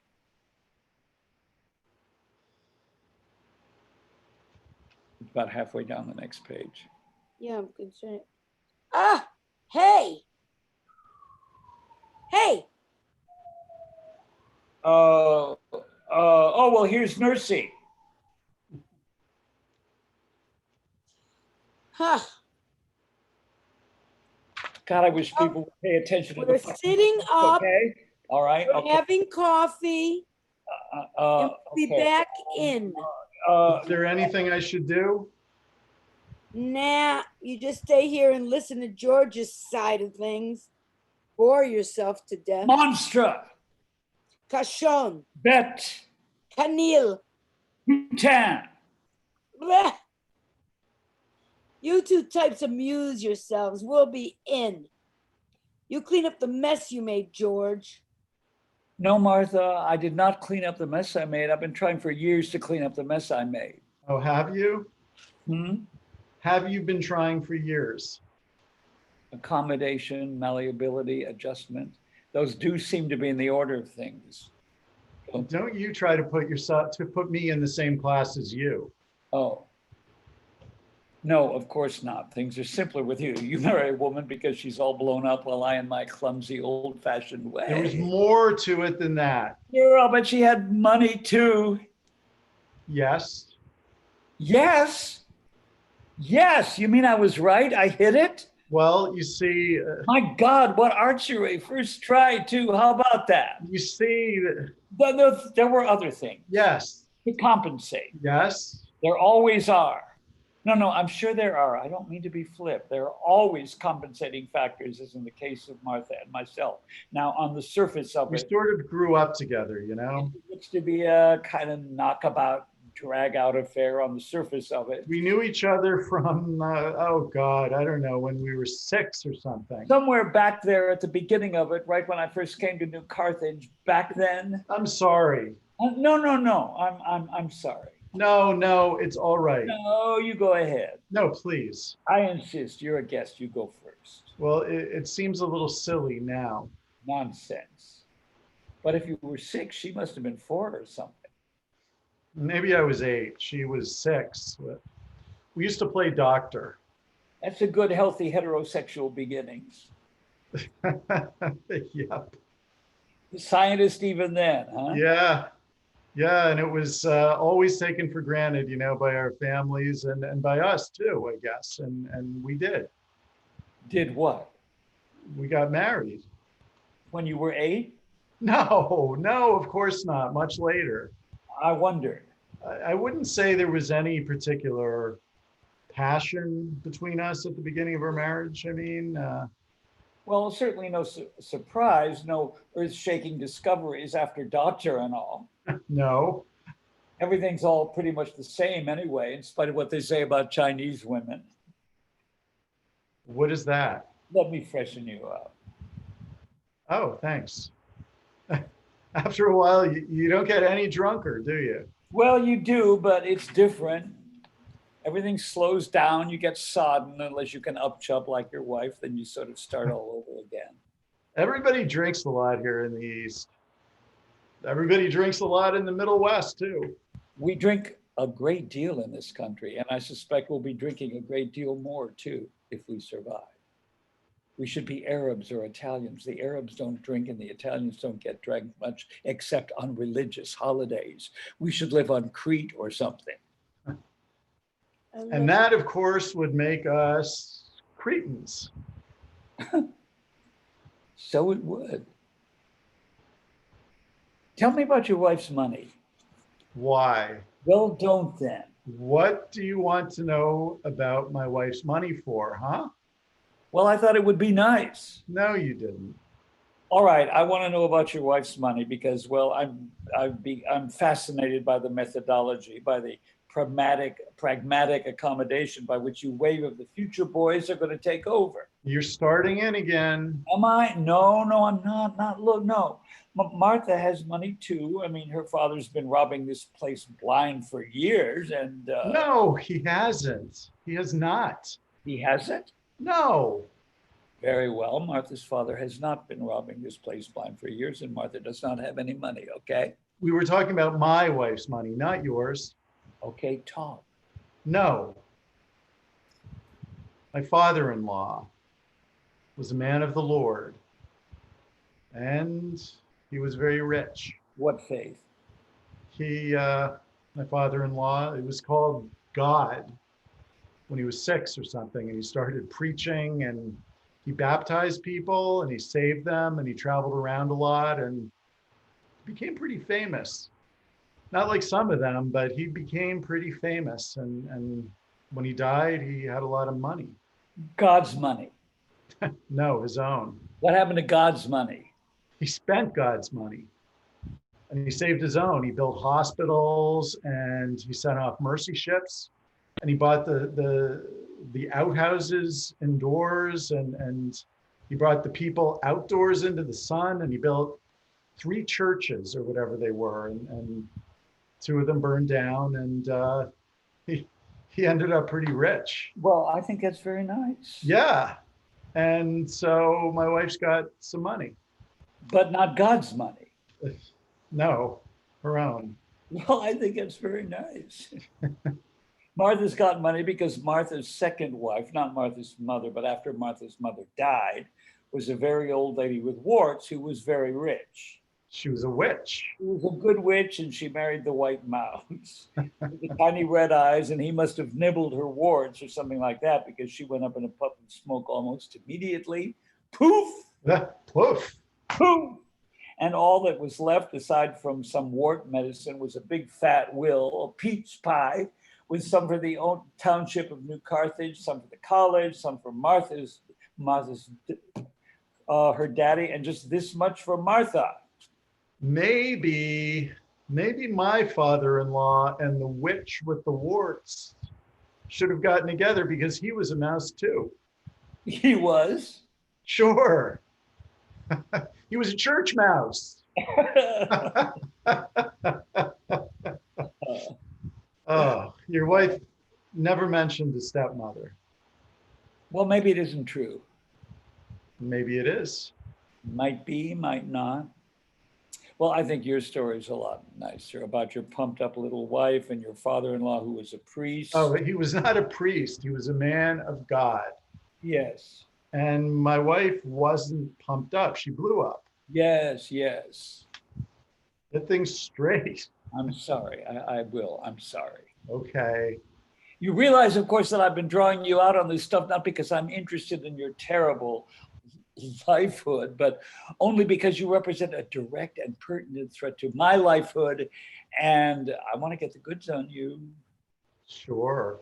Sure. I mean, I've warned you, you stand warned. I stand warned.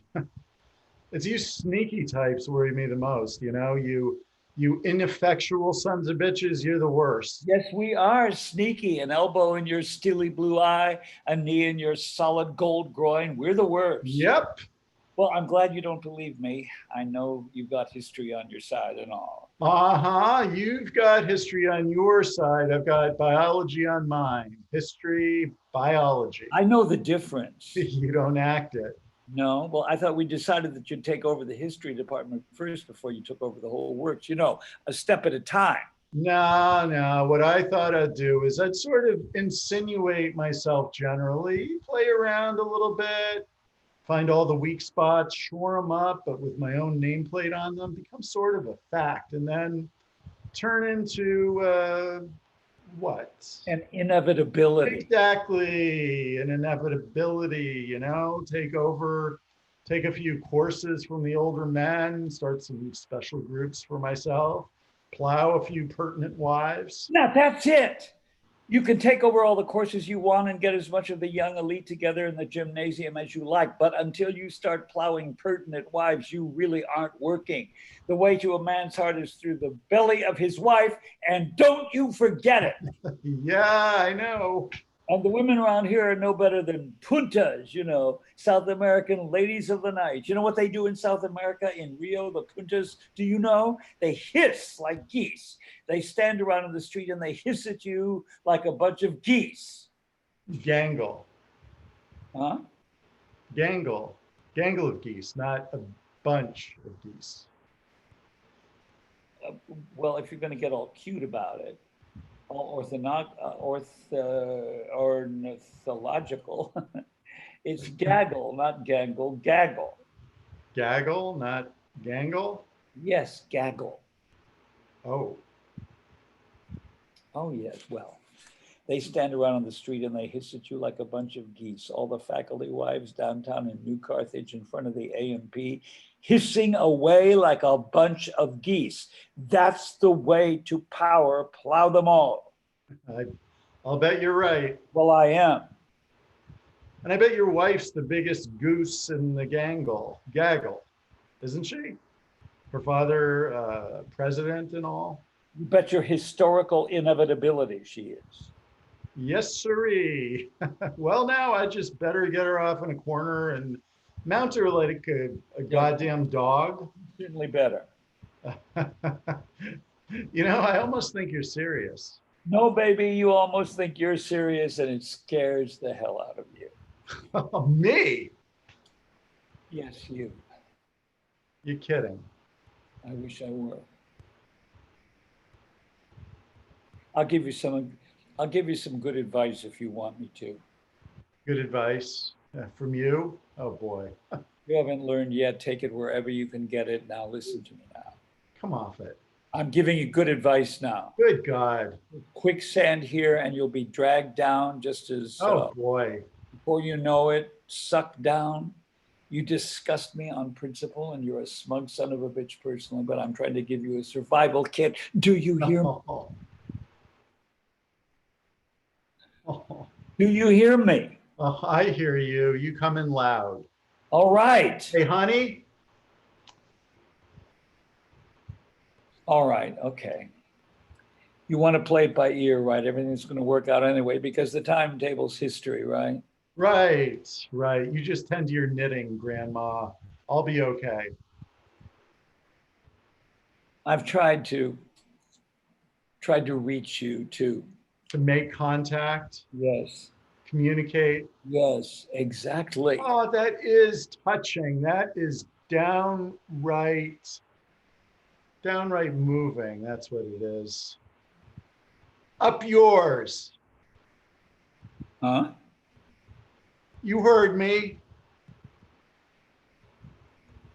You take the trouble to construct a civilization, to build a society based on the principles of principle. You endeavor to make communicable sense out of natural order, morality, out of the unnatural disorder of man's mind. You make a government and art and realize that they must be both the same. You bring things to the saddest of all points, to the point where there is something to lose. Then all at once, through all the music, through all the sensible sounds of men building, attempting, comes the dies irae. And what is it?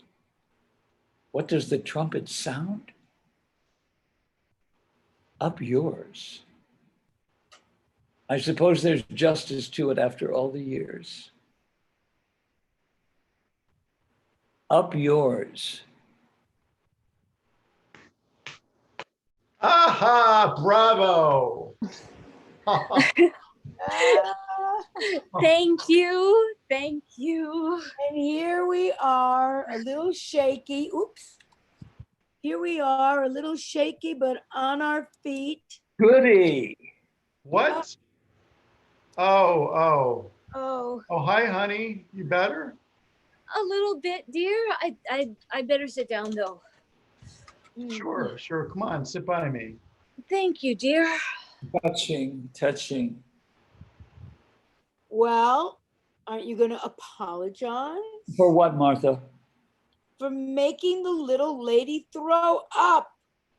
What else? I did not make her throw up. Oh, you most certainly did. I did not. No. Well, No. who do you think did? Sexy over there? You think he made his own little wife Sick? Well, you make me sick.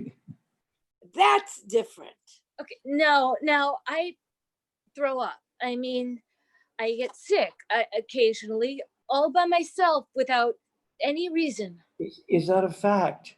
You're delicate, honey. I've always done it. Like Big Ben. Watch it. And the doctors say there's nothing wrong with me organically, you know? Of course there isn't. Why, just before we got married, I developed appendicitis, or everybody thought it was appendicitis, but it turned out to be a false alarm. Get me a drink. Oh, George makes everybody sick. When our son was just a little boy, he used to Martha. throw up all the time because of I George. said don't. It got so bad that whenever George came into the room, he'd start right in retching. See, the real reason our son used to throw up all the time, wife and lover, was nothing more complicated than that. He couldn't stand you fiddling at him all the time, breaking into his bedroom with your kimono flying, fiddling at him all the time with your liquor breath on him and your hands all over his. Oh, yeah, and I suppose that's why he ran away from home twice in 1 month. Twice in 1 month. Twice in 1 month. 6 times in 1 year. Our son ran away from home all the time because Martha here used to corner him. I never cornered the son of a bitch in my life. He used to run up to me when I'd get home. He'd say, Mama's always coming at me. That's what he'd say. Liar. Well, that's the way it was. You were always coming at him. I thought it was very embarrassing. If you thought it was an embarrassing, why are you talking about it for? Dear, Yeah. Thanks, sweetheart. I didn't want to talk about him at all. I would have been perfectly happy not to discuss the whole subject. I never want to talk about it. Oh, yes, you do. When we're alone, maybe. We're alone. No, love, we got guests. Well, we sure have. could I have a little brandy? I think I'd like a little brandy. You think you should? Oh, yes, dear. Sure, fill her up. Honey, I don't think you. It will steady me, dear. I feel a little unsteady. And you can't walk steady on half a bottle. Got to do it right. Yes. I love brandy. I really do. Good for you. Well, if you think it's a good idea. I know what's best for me, dear. Yes, I'm sure you do. Oh, goody. Thank you. Of course I do, dear. You two men have it out while we were gone. Did you have it out? George tell you his side of things? He bring you to tears, huh? Well, no. No, what we did actually was we sort of danced around. Oh, yeah? Cute. Oh, I love dancing. He didn't mean that, honey. Well, I didn't think he did. 2 grown men dancing. Heavens. You mean he didn't start in on how he would have amounted to something if it hadn't been for Daddy? How his high moral sense wouldn't even let him try to better himself? No. No. And he didn't run on about how he tried to publish a goddamn book and Daddy wouldn't let him? A book? No. Please, Martha. A book? What book? Please, just a book. Just a book. Please, Martha. Well, I guess you didn't get the whole sad story. What's the matter with you, George? You giving up? No, it's just, I've got to figure out some new way to fight you, Martha. Guerrilla tactics, maybe internal subversion. I don't know, something. Well, you figure it out and you let me know when you do. All right, love. Why don't we dance? I'd love some dancing. Honey. I would. I'd love some dancing. Honey. I want some dancing. All right, for heaven's sake, we'll have some dancing. Oh, good. I'm so glad. I just love dancing, don't you? Yeah, that's not a bad idea. Gee. Gee. I dance like the wind. Yeah? Yeah, Martha had her daguerreotype in the paper once, so about 25 years ago. Seems she took second prize at one of them 7-day dancing contest things, biceps all bulging, holding up her partner. Will you put a record on and shut up? Certainly, love. Now, how are we going to work this? Mixed doubles? Well, you certainly don't think I'm going to dance with you, do you? No, not with him around, that's for sure, and not with Twinkle Toes here either. I'll dance with anyone. I'll dance by myself. Honey, I dance like the wind. All right, kiddies, choose up and hit the sack. Now he puts on the records, and it's the second movement of Beethoven's Seventh Symphony. Da da da da da. Sing it with me, George. Da da da da da da da Honey. da George, da. cut that out. Cut it out, George. What, Martha, what? honey, What? Cut it out. What did you say, love? Oh, George, all right, you son of a bitch. What did you say, love? Oh, you son of a... You snap? You stopped? Why did you stop? honey. Stop that. I thought it was fitting, Martha. Oh, you did. Yeah. Huh. You're always at me when I'm having a good time. I'm sorry, honey. You just leave me alone. Well, why don't you choose Martha? Martha's going to run things. The little lady's going to lead the band. I like to dance, and you don't want me to. I'd like you to dance, honey. Just leave me alone. Martha's going to pin on some rhythm she understands. Sacre de printemps, perhaps. Oh. Hi, sexy. Hi, sexy. Ha. Choose it, Martha. Do your stuff. You're damn right. You want to dance with me, Angel Tits? What did you call my wife? Oh, boy. No, if I can't do my interpretive dance, I don't want to dance with anyone. I'll just sit here and... Okay, stuff. Let's go. Huh? Oh, Hi. They dance We'll together. just sit here and watch. That's right. Hey, you are strong, aren't you? uh-huh. I like that. Mm-hmm. They're dancing like they've danced before. It's a familiar dance. They both know it. Don't be shy. Well, I'm not. It's a very old ritual, mucky nipples, old as they come. I don't know what you mean. I like the way you move. I like the way you move, too. They like the way they move. That's nice. I'm surprised George didn't give you his side of things. Aren't they cute? Well, you didn't. That surprises me. Does it? Yeah, he usually does when he gets the chance. Well, what do you know? It's really a sad story. You have ugly talents, Martha. Is it? He would make you weep. Hideous gifts. Is that so? Don't encourage her. Oh, encourage me. Go on. I warn you, don't encourage her. He warns you. Don't encourage me. I heard him. Tell me more. Well, Georgie Porgy had lots of big ambitions in spite of something funny in his past, Martha, which Georgie Porgy here turned into a novel. His first attempt and also his last. Huh? I warn I you. rhymed. I warn you, Martha. Yeah, you rhymed. Go on, go on. But Daddy took a look at Georgie's novel. You're looking for a punch in the mouth. You know that, Martha. Do tell. And he was very shocked by what he read. He was. Yes, he was. A novel all about a naughty boy child. I will not tolerate this. Oh, Oh. Janet.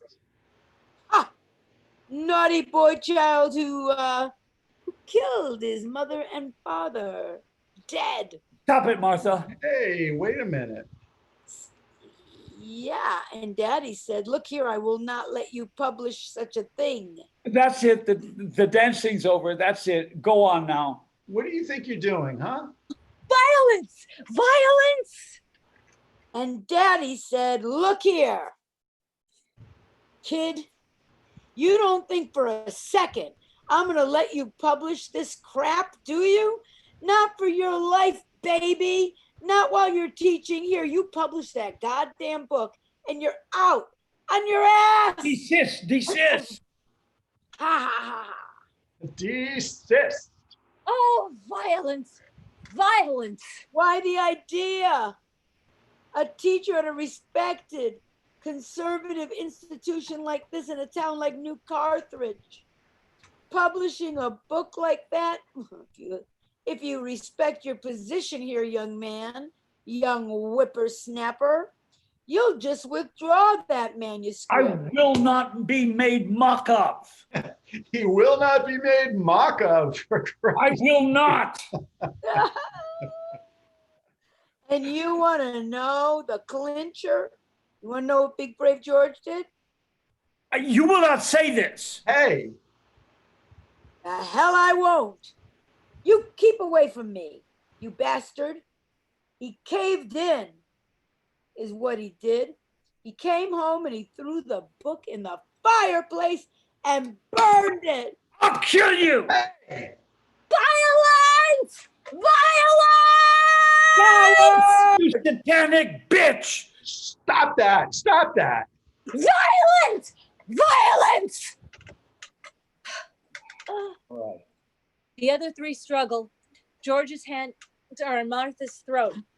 Nick grabs him, tears him from Martha, throws him on the floor. George on the floor, Nick over him, Martha on one side, his hand on her throat. That's enough now. Oh, oh, oh. All right. All right. Very quiet now. We will all be very quiet. Coward. Fucking coward! Okay, now that's enough. All right. Well, that's one game. What should we do now, huh? Oh, come on, let's think of something else. We played Humiliate the Host. We've gone through that one. What should we do now? Look. Look. Oh, look. I mean, come on. We must know other games, college types like us. This can't be the limit of our vocabulary, can it? I think maybe. Let me see, what else can we do? There are other games. How about Hump the Hostess, huh? How about that? How about Hump the Hostess? You want to play that one? You want to play Hump the Hostess? Huh? Calm down now. Or is it for later? Matter like a goddamn dog. Hump the hostess. Shut up, will you? You don't want to play that now, huh? You want to say that game for later? Well, then what should we play now? We've got to play a game. Portrait of a Man Drowning. I am not drowning. You told me to shut up. Sorry. No, you're not. I'm sorry. I've got it. I'll tell you what game we'll play. We've done with Humiliate the Host this round anyway. We're done with that. And we don't want to play Hump the Hostess yet, not yet. So I know what we'll play. We'll play a round of Get the Guest. How about that? How about a little game of Get the Guest?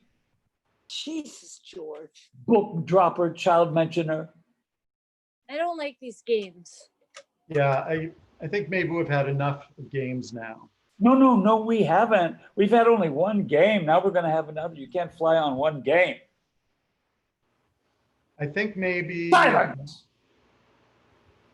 Now, how are we going to play Get the Guest? Oh, for God's sakes, You George. be quiet. I wonder, oh, okay. Well, Martha, in her indiscreet way. Well, not really indiscreet because Martha is a naive at heart. Anyway, Martha told you all about my first novel, True or False. True or False, there ever was such a thing, but Martha told you about it. My first novel, my memory book, which I'd sort of preferred she hadn't, but hell, that's blood under the bridge. But what she didn't do, what Martha didn't tell you about, is she didn't tell us all about my second novel. No, you didn't know about that, did you, Martha? About my second novel, True or False? True or False? No. Well, it's an allegory, really, probably, but it can be read as straight, cozy prose. And it's all about a nice young couple who come out of the Middle West. It's bucolic. It's a bucolic, you see. And this nice young couple comes out of the Middle West, and he's blonde and about 30, and he's a scientist, a teacher, a scientist. And his mouse is a wifey little type who gargles brandy all the time. And Just a minute here. they get to know each other when they was only teensy little types, and they used to get under the vanity table and poke around. I said just a minute. This is my game. You played yours, you people. This is my game. I want to hear the story. I love stories. George, for heaven's sake. And Mousie's father was a holy man, see, and he ran sort of a traveling clip joint based on Christ and all those girls. And he took the faithful. That's all. Just took them. This is familiar. No kidding. And he died eventually, Mousie's paw, and they pried him open, and all sorts of money fell out. Jesus money, Mary money, loot. I've heard this story before. Honey, But that's in the backwash in the early part of the book. Anyway, Blondie and his Frau out of the Plain States came. Very funny, George. Thank you. And settled into town just like Nouveau Carthage here. I don't think you'd better go on, mister. Do you not? No, I don't think you'd better. I love familiar stories. They're the best. How right you are. But Blondie was in disguise, really. All got up as a teacher because his baggage ticket had bigger things written on it. HI, historical inevitability. There's no need for you to go on any further now. Let them go. We shall. And he had this baggage with him, and part of this baggage was in the form of his mouse. You don't have to listen to this. Why not? The bride has a point, and one of the things nobody could understand about Blondie was his baggage, his mouse, I mean. Here he was, pro-Kansan swimming champion or something, and he had this mouse of whom he was solicitous to a point that faileth human understanding, given that she was sort of a simp in the long run. This isn't fair of you. Perhaps not. Like, as I said, his mouse, she tooted brandy immodestly and spent half of her time in the upchuck. I know these people. Do you? But she was a money baggage, amongst other things, godly money ripped from the golden teeth of the unfaithful, a pragmatic extension of the big dream, and she was put up with. I don't like this story. Please, please, please don't. Maybe you better stop, George. And she was put up with. Stop. Please don't. Beg, baby. George. And, oh, we get a flashback here, Auntie. How they got married. No! Yes! Why? How they got married. Well, how they got married is this. The mouse got all puffed up one day, and she went over to Blondie's house, and she stuck out her puff, and she said, look at me. I don't like this. Stop it. Look at me. I'm all puffed up. Oh, my goodness, said Blondie. And so they were married. And so they were married. And then? And then? What? And then what? No, no. And then the puff went away. Like magic. Jesus, God. The puff went away. Poof. Honey, I didn't mean to. Honestly, I didn't mean to. You told them. Honey, I didn't mean to. You told them. You told them. Oh, no. You couldn't have told them. Oh, Honey, I didn't mean to. no. Oh, no. Honey, baby, I'm sorry. I didn't mean to. And that's how you play Get the Guests. I'm gonna be sick. Naturally. Honey, Leave me alone. I'm gonna be sick. God almighty. The patterns of history. You shouldn't have done that. You should not have done that at all. I hate hypocrisy. That was cruel and vicious. She'll get over it. Damaging. She'll recover. Damaging to me. To you? To me. To you? Yes. Oh, beautiful. Beautiful. By God, you got to have a swine to show you where the truffles are. Well, you just rearrange your alliances, boy. You just pick up the pieces where you can. You just look around and make the best of things. You scramble back up on your feet. Go look after your wife. Yeah, go pick up the pieces and plan some new strategy. You're going to regret this. Probably. I regret everything. I mean, I'm going to make you regret this. No doubt. Acute embarrassment. Huh? Oh, I'll play charades like you've got them all set up. I'll play in your language. I'll be what you say I am. You are already, you just don't know it. No, really. But I'll be it, mister. I'll show you something come to life that you wish you hadn't set up. Go clean up the mess. You just wait, mister. He goes. Very good, George. Thank you, Martha. Really good. I'm glad you liked it. I mean, you did a good job. You really fixed it. Uh-huh. It's the most life you've shown in a long time. Bring out the best in me, baby. Yeah, pygmy hunting. Pygmy. You're really a bastard. I. Yeah, you. Baby, if quarterback there is a pygmy, you've certainly changed your style. What are you after now? Giants? You make me sick. It's perfectly all right for you. I mean, you can make your own rules. You can go around like a hopped up Arab, slashing away at everything in sight, scarring up half the world if you want to. But somebody else try it? No, sir. You miserable. Why, baby, I did it all for you. I thought you'd like it, sweetheart. It's sort of to your taste. Blood, carnage, and all. Why? I thought you'd get all excited, sort of heave and pant and come running at me. Your melon's bobbling. You really screwed up, George. Oh, for God's sake, Martha. I mean it. You really have. You can sit there in that chair of yours. You can sit there with the gin running out of your mouth and you can humiliate me. You can me apart all night, and that's perfectly all right. That's okay. You can stand it. I cannot stand it. You can stand it. You married me for it.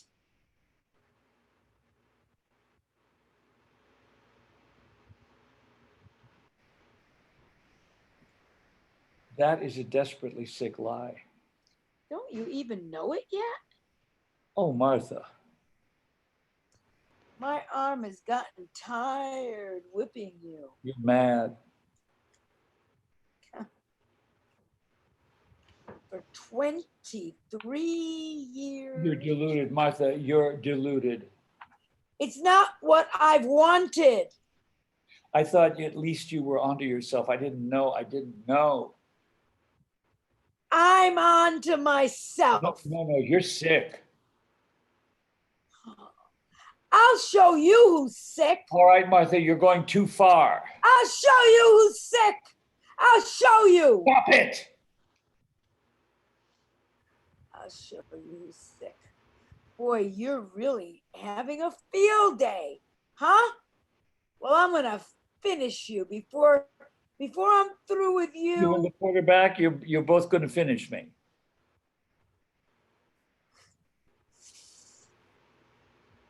And you lying. And you'll wish you never mentioned our son.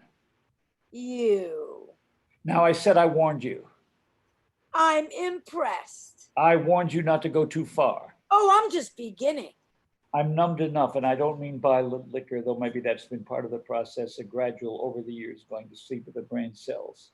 I'm numbed enough now to be able to take you when we're alone. I don't listen to you, or when I do listen to you, I sift everything, I bring everything down to reflex response, so I don't really hear you, which is the only way to manage it, but now you've taken a new tack. Well, you can go on like that as long as you want to, and when you're done. Have you listened to your sentences, George? Have you ever listened to the way you talk? You're so frigging convoluted. That's what you are. You talk like you were writing one of your stupid papers. I've got to find some way to really get at you. Oh, you've got to me, George. You really don't have to do anything. 23 years of you has been quite enough. Come off it, You know Martha. what's happened, George? You want to know what's really happened? It snapped. Finally. Oh, come off it, Martha. I've tried. I've really tried. You're a monster. You are. I'm loud and I'm vulgar and I wear the pants in this family because somebody's got to. But I am not a monster. I am not. You're a spoiled, self-indulgent, willful, dirty-minded, liquor-ridden. Snap. It went snap. Look, I'm not going to try to get through to you anymore. I'm not even going to try. There was a second back there. Maybe there was a second, just a second, when I could have gotten through to you, when maybe we could have cut through all this crap. I don't believe you. I just don't believe you. There is no moment anymore when we could come together. Well, maybe you're right, baby. You can't come together with nothing, and you're nothing. Snap. It went snap tonight at Daddy's party. I sat there at Daddy's party and I watched you. I watched you sitting there and I watched the younger men around you, the men who were gonna go somewhere. And I sat there and I watched you and you weren't there. And it snapped. It finally snapped. And I'm going to howl it out. I'm not going to give a damn what I do. And I'm going to make the damned biggest explosion you've ever heard. You tried, and I'll beat you at your own game. Huh. Is that a threat, George? I hope. That's a threat, Martha. You're going to get it, baby. Be careful, Martha. I'll rip you to pieces. You aren't man enough and haven't got the guts. Total war. Total. Well, she's resting. Oh, Yeah, she's all right. I think so. Now, I'm terribly sorry. No, forget about it. happens all the time around here. She'll be all right. She's lying down. You put her upstairs on a bed. Well, no, not exactly. May I? She's in the bathroom on the bathroom floor. She's lying there. Well, that's not very nice. She likes it. She says it's cool. Still, I don't think. Oh, come on. If she wants to lie on the bathroom floor, let her. Maybe she'd be more comfortable in the tub. No, she says she likes it on the floor. She took up the mat and she's lying on the tiles. She lies on the floor a lot. She really does. Huh? She gets lots of headaches and things, and she always lies on the floor. Is there ice? What? Ice. Is there ice? Ice? Ice, yes. Ice. Ice. Attaboy. Oh, yes, I'll get some. Well, go. Maybe we want to be alone. I wouldn't be surprised, Martha. I wouldn't be surprised. You wouldn't, huh? Not a bit, Martha. No. No, you'll try anything, Martha. Actually, she's very frail and Slim-hipped. yes, exactly. That why you don't have any kids? Yeah, excellent. Well, I don't know that has anything to do with anything. Well, if it does, who cares? Pardon? Hey, hand me a cigarette, lover. That's a good boy. Thanks. Now for being such a good boy. You can give me a kiss. Come on. Look, I don't think we should. Oh, come on, baby. A friendly kiss. Well, You won't get hurt, little boy. not so little. I bet you're not. Come on. But what if you should come back in and George? Don't worry about him. Besides, who could object to a friendly little kiss? It's all in the faculty. it isn't that I don't want to, believe me. Oh, you're a scientist. Come on, aren't you? Make an experiment. Make a little experiment. Experiment on old Martha. Not very old. Well, yes, it would be a nice change for you too. Yes, it would. And you could go back to your little wife all refreshed. She wouldn't know the difference. Well, nobody else is going to know either. They come together. What might have been a joke rapidly becomes serious, with Martha urging it in that direction. There is no frenetic quality, but rather a slow, continually involving intertwining. Perhaps Martha is still more or less in her chair, and Nick is sort of beside and on the chair. George re-enters, stops, and watches for a moment, smiling and laughing. Without being noticed, Nick, who has already had his hand on Martha's breast, now puts it inside of her dress. Hey, take it easy, boy. Down, baby. Don't rush it, huh? Oh, come on now. Hey, later, baby, later. I told you I'm a biologist. I know, I can tell. Later, huh? Who's afraid of Virginia Woolf? Virginia Woolf, Virginia Woolf. Who's afraid of Virginia Woolf? Oh, here we are. Ice for the lamps of China. Manchuria thrown in. You better watch those yellow bastards, my love. They aren't amused. Why don't you come on over to my side and we'll blow the hell out of them? Then we can split up the money between us and be on Easy Street. What do you say? Well, sure. Hey, Ice. Right. Hello, Martha, my dove. You look radiant. Thank you. Well, now let me see. I've got the ice. Gotten. Got, Martha. Got is perfectly correct. It's just a little archaic, like you. What are you so cheerful about?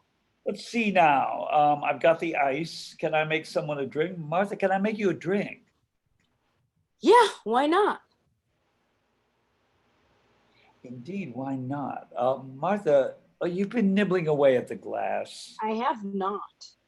I see you're making your own, young man, which is fine, fine. I'll just hooch up Martha here and then we'll be all set. All set for what?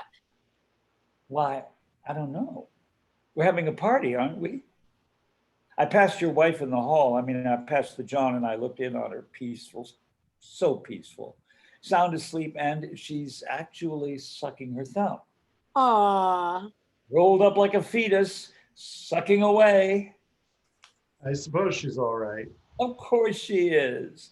There you are, Martha. thanks. And now one for me. It's my turn.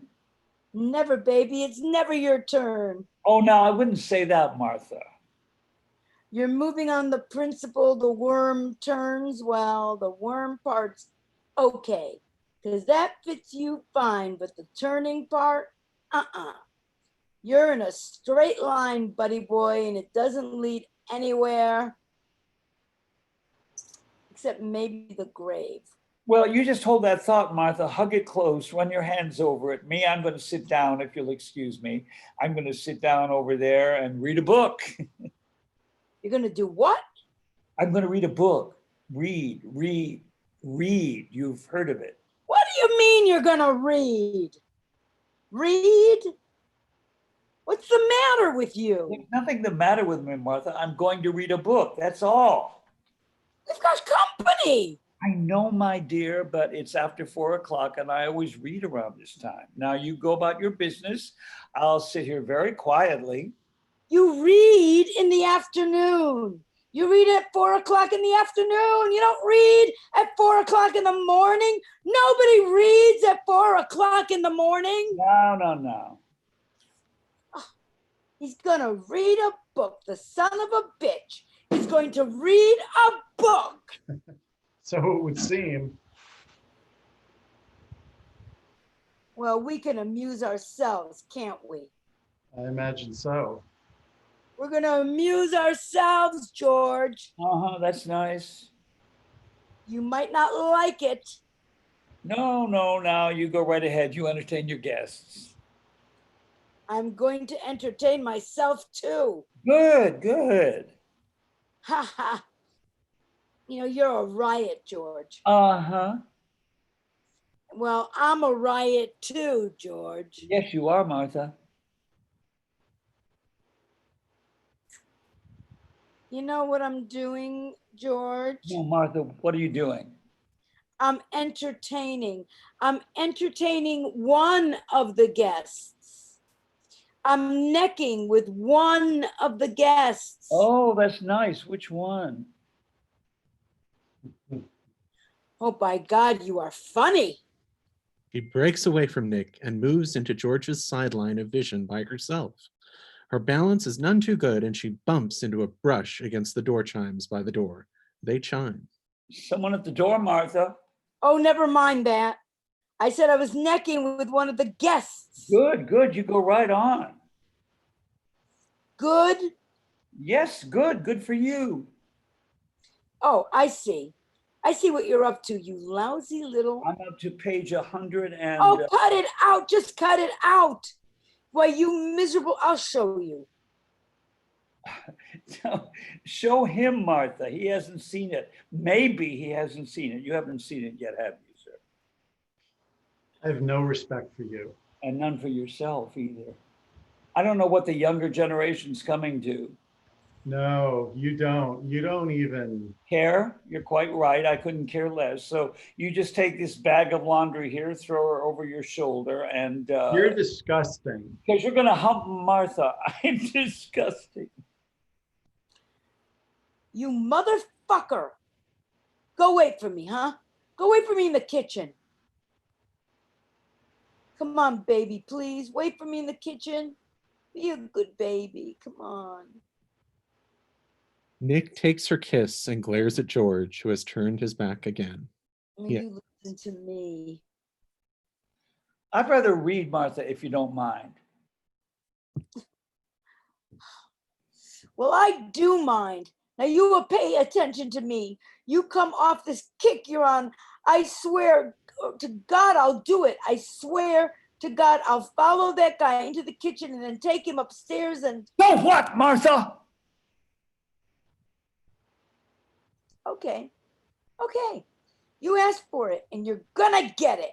Lord, Martha, if you want the boy that much, have him, but do it honestly, will you? Don't cover it over with all this footwork. I'll make you sorry you ever made me want to marry you. I'll make you regret the day you ever decided to come to this college. I'll make you sorry you ever let yourself down.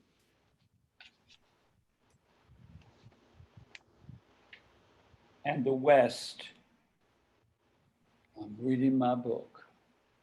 And the West, encumbered by crippling alliances and burdened with a morality too rigid to accommodate itself to the swing of events, must eventually fall. From offstage comes the sound of Martha's laughter and the crashing of dishes. George stands still, then quickly he gathers all the fury he has been containing within himself and shakes. He looks at the book in his hand, and with a cry that is part growl, part howl, he hurls it at the chimes. You're going to regret this, Martha.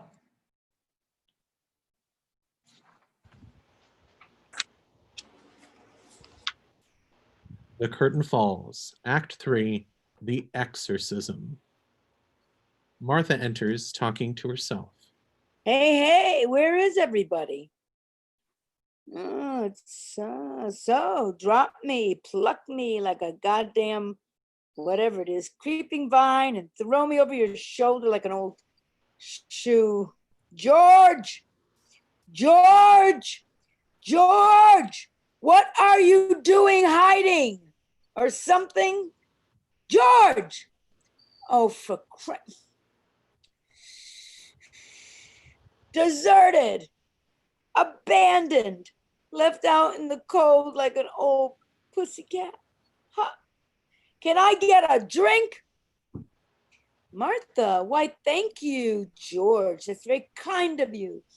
No, Martha, why? No, I'd do anything for you. Would you, George? Why, I'd do anything for you, too. Would you, Martha? Why, certainly, George. Martha, I've misjudged you, and I've misjudged you too, George. Where is everyone? Hump the hostess. Ha! Fat chance. Fat chance. Daddy, Daddy. Martha's abandoned. Left her own vices at something o'clock in the old AM. Daddy White Mouse. Oh, do you really have red eyes? Do you? Let me see. Oh, you do. You do, Daddy. You have red eyes because you cry all the time, don't you? Daddy, yes, you do. You cry all the time. I'll give all you bastards 5 to come out from wherever you're hiding. I cry all the time to Daddy. I cry all the time, but deep inside, so no one can see me. I cry all the time, and Georgie cries all the time too. We both cry all the time. And then when we do, we cry and we take our tears and we put them in the icebox, in the goddamn ice trays. Until they're frozen. Ooh, and then we put them in our drinks.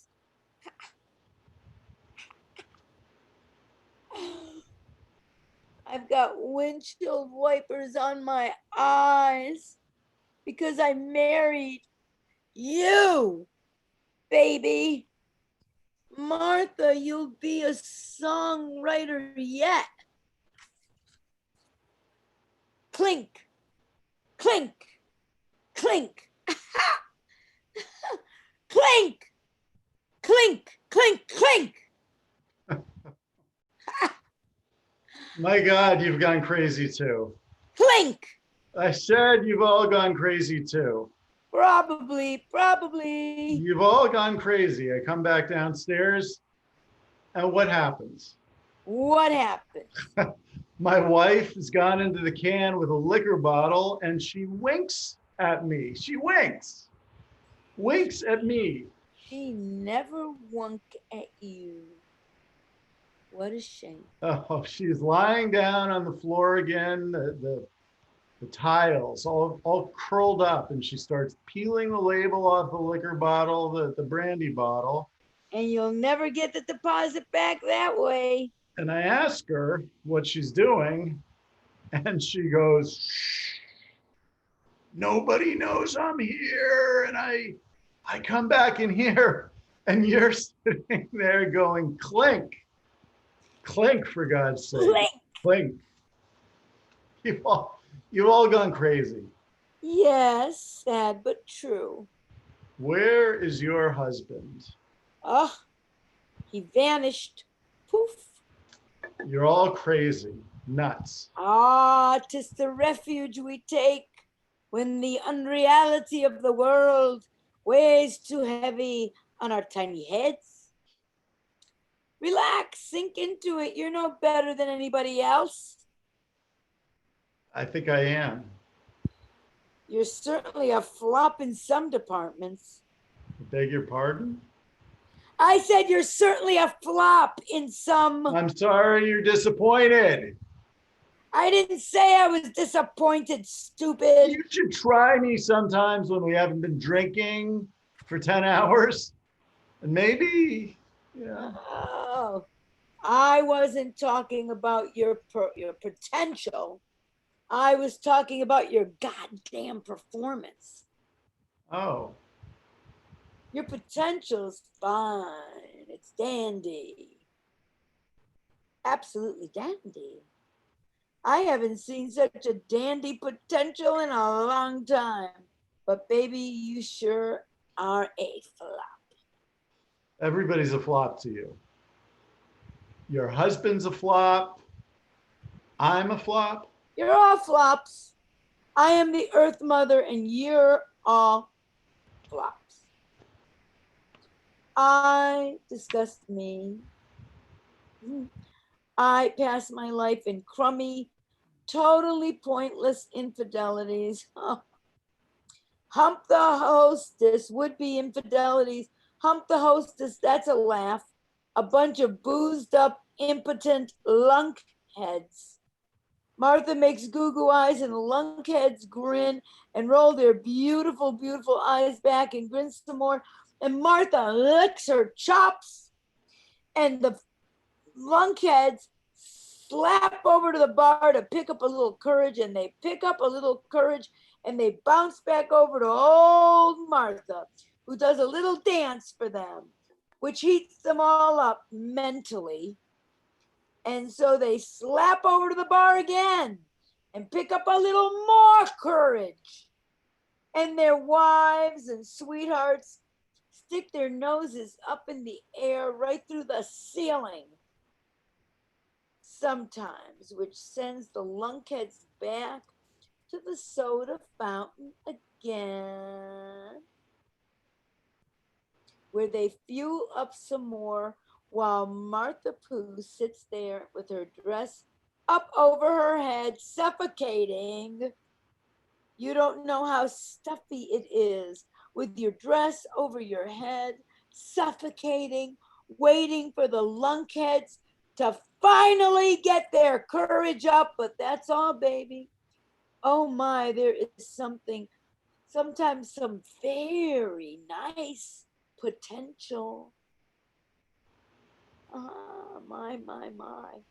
But that's how it is in civilized society. All the gorgeous lunkheads, poor babies. There's only one man in my life who ever made me happy. Do you know that? One. The, what do you call it? The lawnmower or something? No, I'd forgotten him. But when I think about him and it's me, it's almost like being a voyeur. No, I didn't mean him. I meant George, of course. George, my husband. You're kidding. Am I? You must be. Him? Him. Sure. You don't believe it? Oh, I know. Of course I do. You always deal in appearances. Oh, for God's sake. George, who is our somewhere there in the dark. George, who is good to me and whom I revile, who understands me and whom I push off, who can make me laugh and I choke it back in my own throat, who can hold me at night so that it's warm, and whom I will bite so there's blood. who keeps learning the games we play as quickly as I can change the rules, who can make me happy, and I do not wish to be happy. And yes, I do wish to be happy. George and Martha, sad, sad, sad, Sad. whom I will not forgive for having come to rest, for having seen me and having said, yes, this will do, who made me the hideous, the hurting, the insulting mistake of loving me and must be punished for it. George and Martha, sad, sad, sad, Sad. who tolerates, which is intolerable, who is kind, which is cruel, who understands, which is beyond comprehension. George and Martha. Sad, sad, sad. Someday, some night, some stupid liquor-ridden night, I will go too far, and I'll either break the man's back or push him off for good, which is what I deserve. I don't think he has a vertebra intact. You don't, huh? You don't think so? Oh, little boy, you got yourself hunched over that microphone of yours. Microscope. Yes, and you don't see anything, do you? You see everything but the goddamn mind. You see all the little specks and crap, but you don't see what goes on, do you? I know when a man's had his back broken, I can see that. Can you? You're damn right. Oh, you know so little. And you're going to take over the world, huh? All right now. You think a man's got his back broken because he makes like a clown and walks bent? Huh? Is that really all you know? I said all right. Oh, the stallion's mad, huh? The gelding's all upset. Ha ha. You swing wild, don't you? Just anywhere.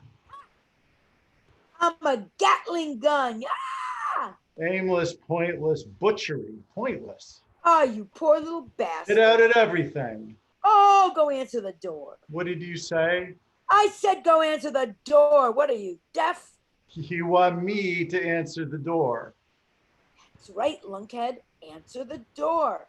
There must be something you can do well, or are you too drunk to do that? 2. Can't get the latch up either? Look, there's no need. Answer it. Oh, you can be the houseboy around here for a while. You can start off being the houseboy right now. Look, lady, I'm no flunky to you. Sure you are. You're ambitious, aren't you? Boy, you didn't chase me around the kitchen and up the goddamn stairs out of mad-driven passion, did you? Now? You were thinking a little bit about your career, weren't you? Well, you can just houseboy your way up the ladder for a little while. There's no limit to you, is there? Yeah. No, baby, none. Go answer the door. I'm coming, for Christ's sake. Ha! Wonderful, marvelous. Just a gigolo everywhere I go. I hear the people saying. Stop that. Sorry, baby. Go on now. Open the little door. Christ. Door flings open, and a hand thrusts into the opening. A great bunch of snapdragons. They stay there for a moment. Nick strains his eye to see who is behind them. How lovely. Flores, flores, parle moretos, flores.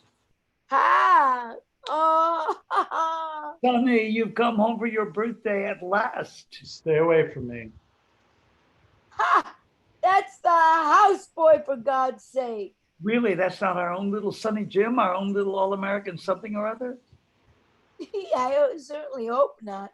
He's been acting awfully funny if he is. Oh, I'll bet. Chippy, chippy, chippy, hush. Oh, I bring you these flowers, March, because, well, LG.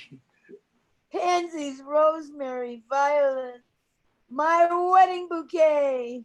Well, if you two kids don't mind, I think I'll just, Ah, you just stay where you are. Make my hubby a drink. I don't think I will. No, Martha, no, that would be too much. He's your houseboy, baby, not mine. I'm nobody's houseboy. Now Now I'm I'm nobody's nobody's houseboy. Now houseboy now. Vicious. children, huh? That's right, vicious children with their oh so sad games, hopscotching their way through life, etc., etc. Is that it? Something like it. True, baby. Him can't. Him too full of booze. Really? Here, dump these snapdragons in some gin. Boom. What a terrible thing to do to Martha's snapdragons. Is that what they are? Yeah, and here I went out into the moonlight to pick them for Martha tonight and for our sunny boy tomorrow for his birthday. Oh, there is no moon now. I saw it go down from the bedroom. From the bedroom. Well, there was a moon. There couldn't have been a moon. Well, there is. There's no moon. The moon went down. There is a moon, the moon is up. I'm afraid you're mistaken. No, no, no. There's no goddamn moon. My dear Martha, I did not pick snapdragons in the stony dark. I did not go stumbling around Daddy's greenhouse in the pitch. Yes, you did. You would. Martha, I do not pick flowers in the blink. I have never robbed a hothouse without there is a light from heaven. Well, there's no moon. The moon went down. That may very well be, Chastity. The moon may well have gone down, but it came back up. The moon does not come back up when the moon has gone down. It stays down. You don't know anything. The moon, if the moon went down, then it came back up. Bullshit. Ignorance, such ignorance. Watch who you're calling ignorant. Once when I was sailing past Mallorca, drinking on deck with a correspondent who was talking about Roosevelt, the moon went down, thought about it a little, considered it, you know what I mean? And then pop, came up again, just like that. That's not true. That is such a lie. You must not call everything a lie, Martha. Must she? Well, I don't know when you people are lying or what. You're damn right. You're not supposed to. Right. At any rate, I was sailing past Oh, Mallorca. you never sailed past Mallorca. Martha, You were never in the goddamn Mediterranean at all, ever. I certainly was. My mommy and daddy took me there as a college graduation present. Nuts. Was this after you killed them? Maybe. Yeah, maybe not, too. Jesus. George picks up a bunch of snapdragons, shakes them like a feather, and feather duster in Nick's face. Hot! Damn you. Truth and illusion. Who knows the difference, eh, Toots, huh? You were never in the Mediterranean. Truth or illusion, either way. If I wasn't in the Mediterranean, how did I get to the Aegean, huh? Overland. Yeah. Don't you side with her, houseboy? I am not a houseboy. Look, I know the game. You don't make it in the sack, you're a houseboy. I'm not a houseboy. Oh, well, then you must have made it in the sack, yes? Yes, someone's lying around here. Someone isn't playing the game straight. Yes, come on. Who's lying? Martha, come on. Tell him I'm not a houseboy. Nope, you're not a houseboy. So be it. Truth and illusion, George, you don't know the difference. No, but we must carry on as though we did. Amen. Snap went the dragons. Here we go around the mulberry bush, huh? Thank you. skip it. I said, here we go around the mulberry bush. Yeah, we know. Snap, go the dragons. Throwing it spear-like at Martha. Snap! Snap! Don't do that. Shut up, stud. I'm not a stud. Snap! Then you're a houseboy. Which is it? Which are you? Well, make up your mind. Either way. Snap! You disgust me. Uh-oh. Does it matter to you, George? Snap! No, actually, it doesn't. Either way, I've had it. Stop throwing those goddamn things at me. Either way, snap. Do you want me? Do you want me to do something to him? You leave him alone. If you're a houseboy, baby, you can pick up after me. If you're a stud, you can go protect your plow. Either way, everything. Oh, for God's. Truth or illusion, George, doesn't it matter to you at all? Snap. You got your answer, baby? Got it. You just gird your blue vein loins, girl. No, we got one more game to play, and it's called Bringing Up Baby. Oh, for Lord's sake. George. No, I don't want any fuss.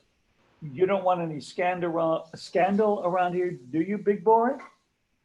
You don't want to wreck things, do you? You want to keep your timetable, don't you? Then sit.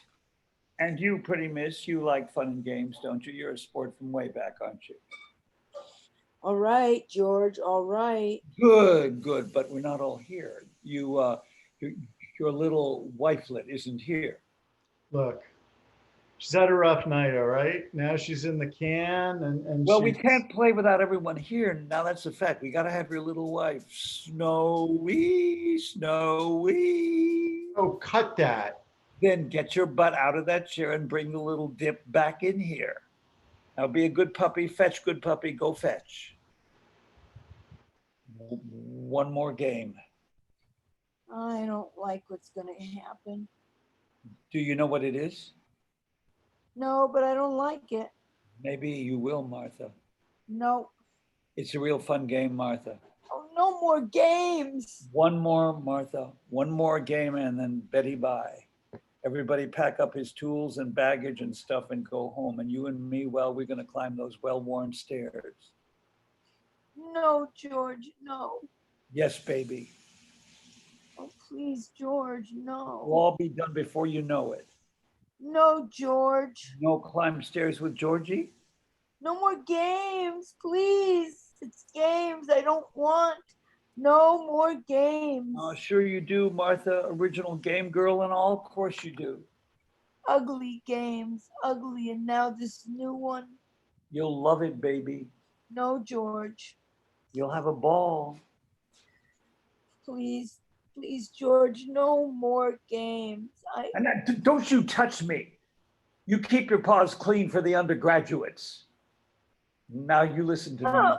No, you have had quite an evening, quite a night for yourself, and you can't just cut it off whenever you've got enough blood in your mouth. We are going on, and I'm going to have at you, and it's going to make your performance tonight look like an Easter pageant. Now I want you to get yourself a little alert. I want a little life in you, baby. Slap. Stop it. Pull yourself together. Slap. I want you on your feet and slugging, sweetheart, because I'm going to knock you around, and I want you up for it. All right, George. What do you want, George? An equal battle, baby. That's all. Well, you'll get it. I want you mad. I'm mad. Get madder. Don't worry about it. Good for you, girl. Now we're going to play this one to the death. Yours. You'd be surprised. Now here come the tots. You be ready for this.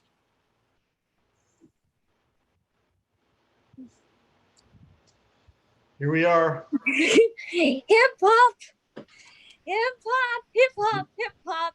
You're a bunny, honey. I'm a bunny, honey. Bunny funny. Good for bunny. Honey, funny, bunny.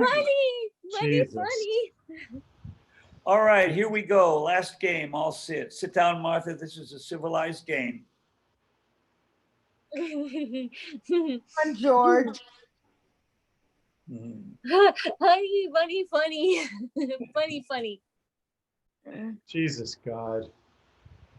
Oh, all right, here we go. Last game, all sit. Now sit down, Martha. This is a civilized game. Hello, dear. Well, speak to your little wifelet, your little bunny, for God's sake. Hello, dear. Hello, honey. Oh, Oh, that was nice. let's get on with it. We're having a real good evening, all things considered. We've sat around and got to know each other and had fun and games. Curl up on the floor, for example. The tiles. Tiles, snap the dragon. Peel the label. Peel the what? Label, peel the label. I peel labels. We all peel labels, sweetie, and when you get through the skin, all 3 layers through the muscles, slosh aside the organs, then which is still sloshable, and get down to the bone. You know what you do then? No. When you get down to bone, you haven't got all the way yet. There's something inside the bone, the marrow, and that's what you've got to get at.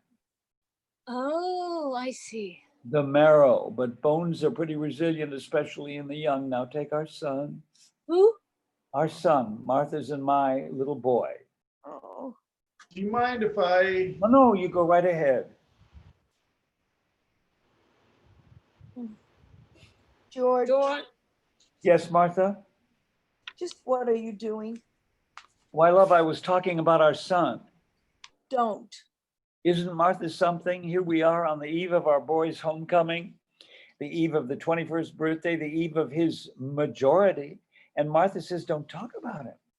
Just don't. But I want to, Martha. It's very important we talk about him now. Bunny and whichever he is here, don't know much about Junior, and I think they should. Just don't. Hey, you want to play bringing up baby? Were you snapping at me? That's right. You want to hear about our bouncy boy? Yeah, sure. And you, my dear, you want to hear about him too, don't you? Whom? Martha's and my son. Do you want to talk about him, Martha, or shall I, huh? Don't, George. All righty. Well, now let's see. He's a nice kid, really, in spite of his home life. I mean, most kids grow up neurotic, what with Martha here carrying on the way she does, sleeping till 4 p.m., climbing all over the poor bastard, trying to break down the bathroom door to wash him in the tub when he's 16, dragging strangers into the house at all hours. Okay, you. Martha, That's enough. well, do you want to take over? Why would anybody want to wash somebody who's 16 years old? Oh, for Christ's sake, honey. Well, why? Because it's her baby poo. All right. Our son. You want our son? You'll have it. You want a drink, Martha? Yes. We don't have to hear about it if you don't want to. Who says so? Are you in a position to set the rules around here? No? Good boy, you'll go far. All right, Martha, your recitation, please. What, George? Our son. All right. Our son. Our son was born in a September night, a night not unlike tonight, though tomorrow, and 21 years ago. You see, I told you. It was an easy birth. Oh, Martha, no, you labored. How you labored. It was an easy birth once it had been accepted, relaxed into. Ah, yes, better. It was an easy birth once it was accepted, and I was young. And I was younger. And I was young, and he was a healthy child, a red bawling child with slippery, firm limbs. Martha thinks she saw him at delivery. With slippery, wet, firm limbs and a full head of black, fine hair, which later became blonde as the sun, our son. He was a healthy child. And I had wanted a child. Oh, I had wanted a child. A son, a daughter? A child. A child. and I had my child, our child. our child, and we raised him. Yes, we did. We raised him With teddy bears in an antique bassinet from Austria and no nurse. with teddy bears and transparent floating goldfish and a pale blue bed with cane at the headboard when he was older. Cane, which he wore through finally with his little hands in his sleep. His nightmares. Sleep, he was a restless child. Oh, Lord. Oh, sleep in a croup tent, a pale green croup tent, and the shining kettle hissing in the one light of the room that time he was sick, those 4 days, and animal crackers, and the bow and arrow he kept under the bed The arrows with rubber cups at their tip. at their tip, which he kept beneath his bed Why, Martha? for fear of For fear. Just that, for fear. and sandwiches on Sunday night and Saturdays. And Saturdays, the banana boat, the whole peeled banana, scooped out on top with green grapes for the crew and a double line of green grapes, and along the sides, stuck to the boat with toothpicks, orange slices, shields, And for the oar, carrot. or a swizzle stick, whichever was easier. No, a carrot. And his eyes were green, with, if you peered so deep into them, so deep, bronze parentheses around the irises, such green eyes. Blue, green, brown. And he loved the sun. He was tan before and after everyone, and in the sun his hair became fleece. Please. Beautiful, beautiful boy. Absolve Domine anima somnium fidelium de factorum ab omni vinculo Sweating and textorum. swimming. Et gratia tua illa succorte Oh, variantur evadere. broke his arm. How funny it was. Oh no, it hurt him. But it was so funny in a field. His very first cow, the first he'd ever seen. And he went into the field to the cow, where the cow was grazing, head down, busy. And he mooed at it. Yes, he mooed at it. And the beast was surprised, swung its head up and mooed at him. All 3 years of him, and he ran, startled, and he stumbled, fell, he broke his poor arm. Oh, poor lamb. Et lucis aeternae beatitudine perfui. George cried, helpless. George cried. I carried the poor lamb, George sniffling beside me. I carried the child, having fashioned a sling, and across the great fields. In paradisum deducante angeli. And as he grew, oh, so wise, he walked evenly between us, a hand out to each of us for what we could offer by way of support, affection, teaching, even love, and those hands still to hold us off a bit for mutual protection, to protect us from George's weakness and my necessary greater strength to protect himself and In memoria aeternae era justus auditione mala non timebit. so wise, so wise. What is this? What are you doing? Shh. Okay. So beautiful, so wise. All truth being relative. It is true, beautiful, wise, perfect. There's a real mother talking. I want a child. Honey, I want a child. On principle? I want a child. I want a baby.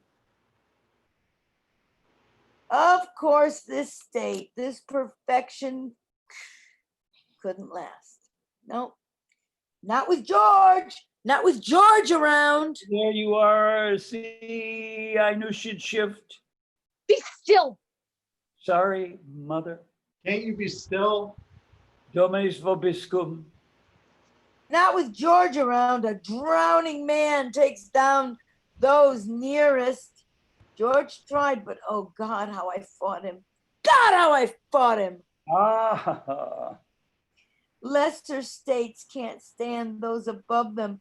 Weakness, imperfection cries out against strength, goodness and innocence. And George tried. how did I try, Martha? How did I try? How did you what? No. He grew, our son grew up. He is grown up. He's away at school, college. He is fine. Everything is fine. Oh, come on, Martha. No, that's all. Just a minute. You can't cut a story off like that, sweetheart. You need to say something. Now you say it. No, Well, I will.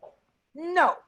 You see, Martha here stops just when the going gets good, just when things start getting a little rough. Now, Martha here is a misunderstood little girl. She really is. Not only does she have a husband who's a bog, a younger than she is, bog, albeit. Not only does she have a husband who is a bog, she has as well a tiny problem with spirituous liquors, like she can't get enough. Oh, no more George. And on top of all that, poor weighed down girl, plus a father who really doesn't give a damn whether she lives or dies, couldn't care less what happens to his only daughter. On top of all that, she has a son. She has a son who fought her every inch of the way, who didn't want to be turned into a weapon against his father, who didn't want to be used as a goddamn club whenever Martha didn't get things like she wanted them. Lies. Lies, all right. A son who would not disown his father, who came to him for advice, for information, for love that wasn't mixed with sickness. And you know what I mean, Martha, who could not tolerate the slashing, braying residue that called itself his mother. Mother, ha! All right, you. A son who was so ashamed of his father that he asked me once if possibly, wasn't it true, as he had heard from some cruel boys at school, maybe, that he was not our child, who could not tolerate the shabby failure his father had become. Lies. Lies. Who would not bring his girlfriends to the house In shame of his mother. of his father, who writes letters only to me. Oh, so you think, to me at my office. Liar. I have a stack of them.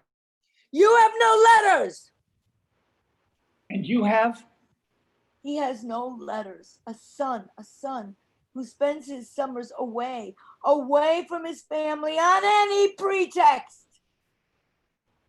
Summers away because he can't stand the shadow of a man flickering around the edges of the house. Spends his summer away, and he does, who spends his summer away because there isn't room for him in a house full of empty bottles, lies, strange men, and a harridan who... Liar! Liar. A son I have raised as best I can against vicious odds, against the corruption of weakness and petty revenges. A son who is deep, deep in his gut, sorry to have been born.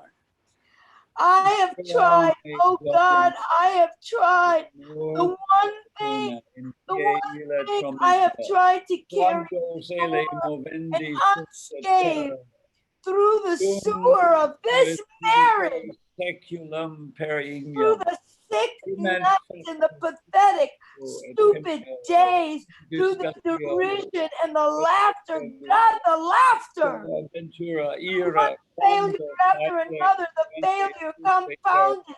Yes, Another failure, each attempt. More Calamitatis sickening, joy. more sickening, more numbing than the one before, the one thing, the one person I have tried to protect, to raise above the mire of this vile, crushing marriage, the one light in all of this hopeless darkness, our son. Stop it! Stop it! Dum judicare sub Kyrie Elysia. Christe Elysia, Kyrie Elysia. Just stop it. Why, baby? Don't you like it? You can't do this. Who says? I say Tell us why, baby. no. Is this game over? Yes. Yes, it is. Ho ho, not by a long shot. We got a little surprise for you, baby. It's about Sonny Jim. No more, George. Yes, Leave her be. I'm running this show. Sweetheart, I'm afraid I've got some bad news for you. For us, of course, some rather sad news. What is this? Well, Martha, while you were out of the room, while the two of you were out of the room, I mean, I don't know where had you both must have been somewhere. While you were out of the room for a while, well, Missy and I were having a little talk and the doorbell rang. And what it was good old Western Union, some little boy about 70. Well, tell me. Crazy Billy. And he had a telegram and it was for us. And I have to tell you about it. Why didn't they phone? Why didn't they phone it?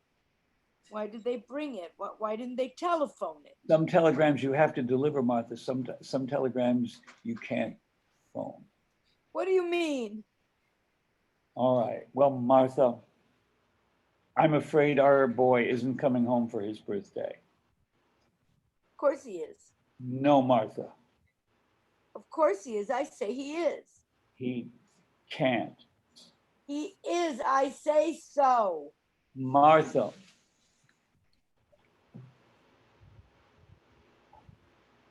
Our son is dead. He was killed late in the afternoon on a country road with his learner's permit in his pocket. He swerved to avoid a porcupine and drove straight into a You can't do that. large tree.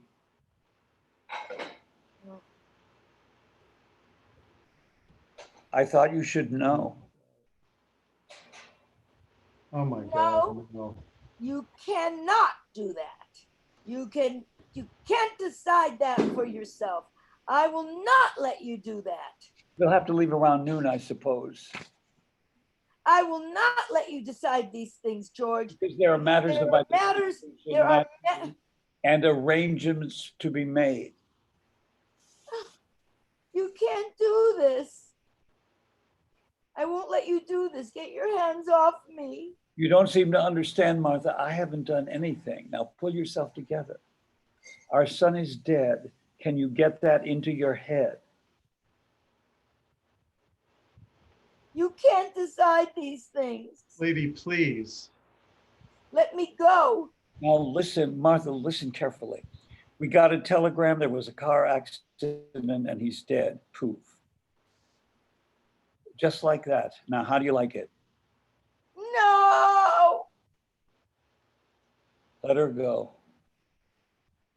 She'll be all right now. No, he's not dead. He's not dead. He's dead. Kyrie eleison, Christi eleison, Kyrie eleison. You cannot, you may not decide these things. He hasn't decided anything, lady. It's not his doing. He doesn't have the power. That's right, Martha. I'm not a god. I don't have the power over life and death, do I? You cannot kill him. You can't have him die. Lady, please. You can't. There was a telegram, Martha. Show it to me. Show me the telegram. I ate it. Did you just say to me? I ate it. Good for you, Martha.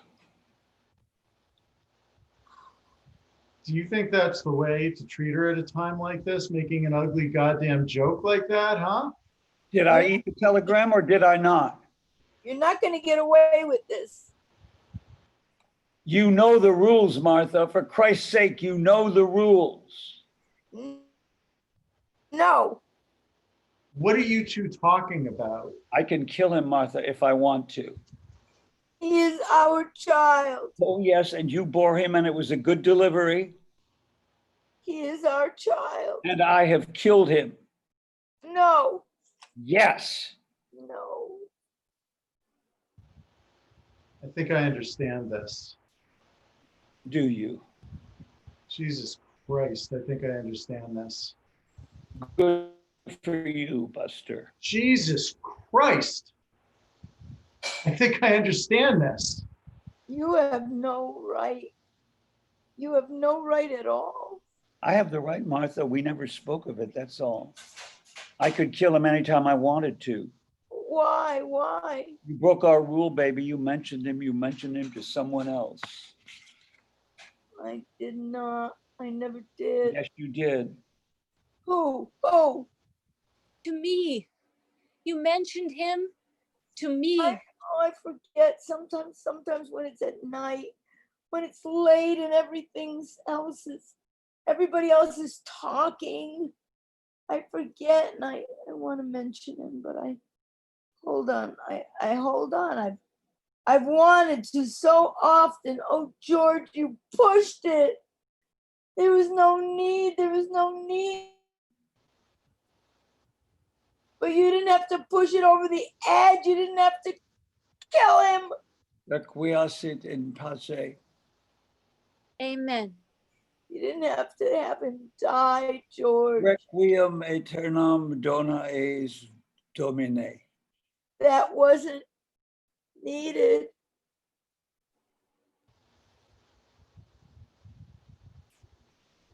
It will be dawn soon. I think the party's over. You couldn't have any? We couldn't. We couldn't. Home to bed, children. It's way past your bedtime. Honey? Yes. You two can go now. Yes, Yes. I'd like to. Good night. Good night. Good night. Do you want anything, Martha? No, nothing. All right. Time for bed. Yes. Are you tired? Yes. I am. Yes. Sunday tomorrow. All day. Yes. Did you? Did you have to? Yes. It was, you had to? Yes. I don't know. It was time. Was it? Yes. I'm cold. It's late. Yes. It will be better. I don't know. It will be. maybe. I'm not sure. No. Just us. Yes. I don't suppose maybe we could. No, Martha. Yes, no. Are you all right? Yes, no. Who's afraid of Virginia Woolf? Virginia Woolf. Virginia Woolf. I am, George. Who's afraid of Virginia Woolf? I am George. I am.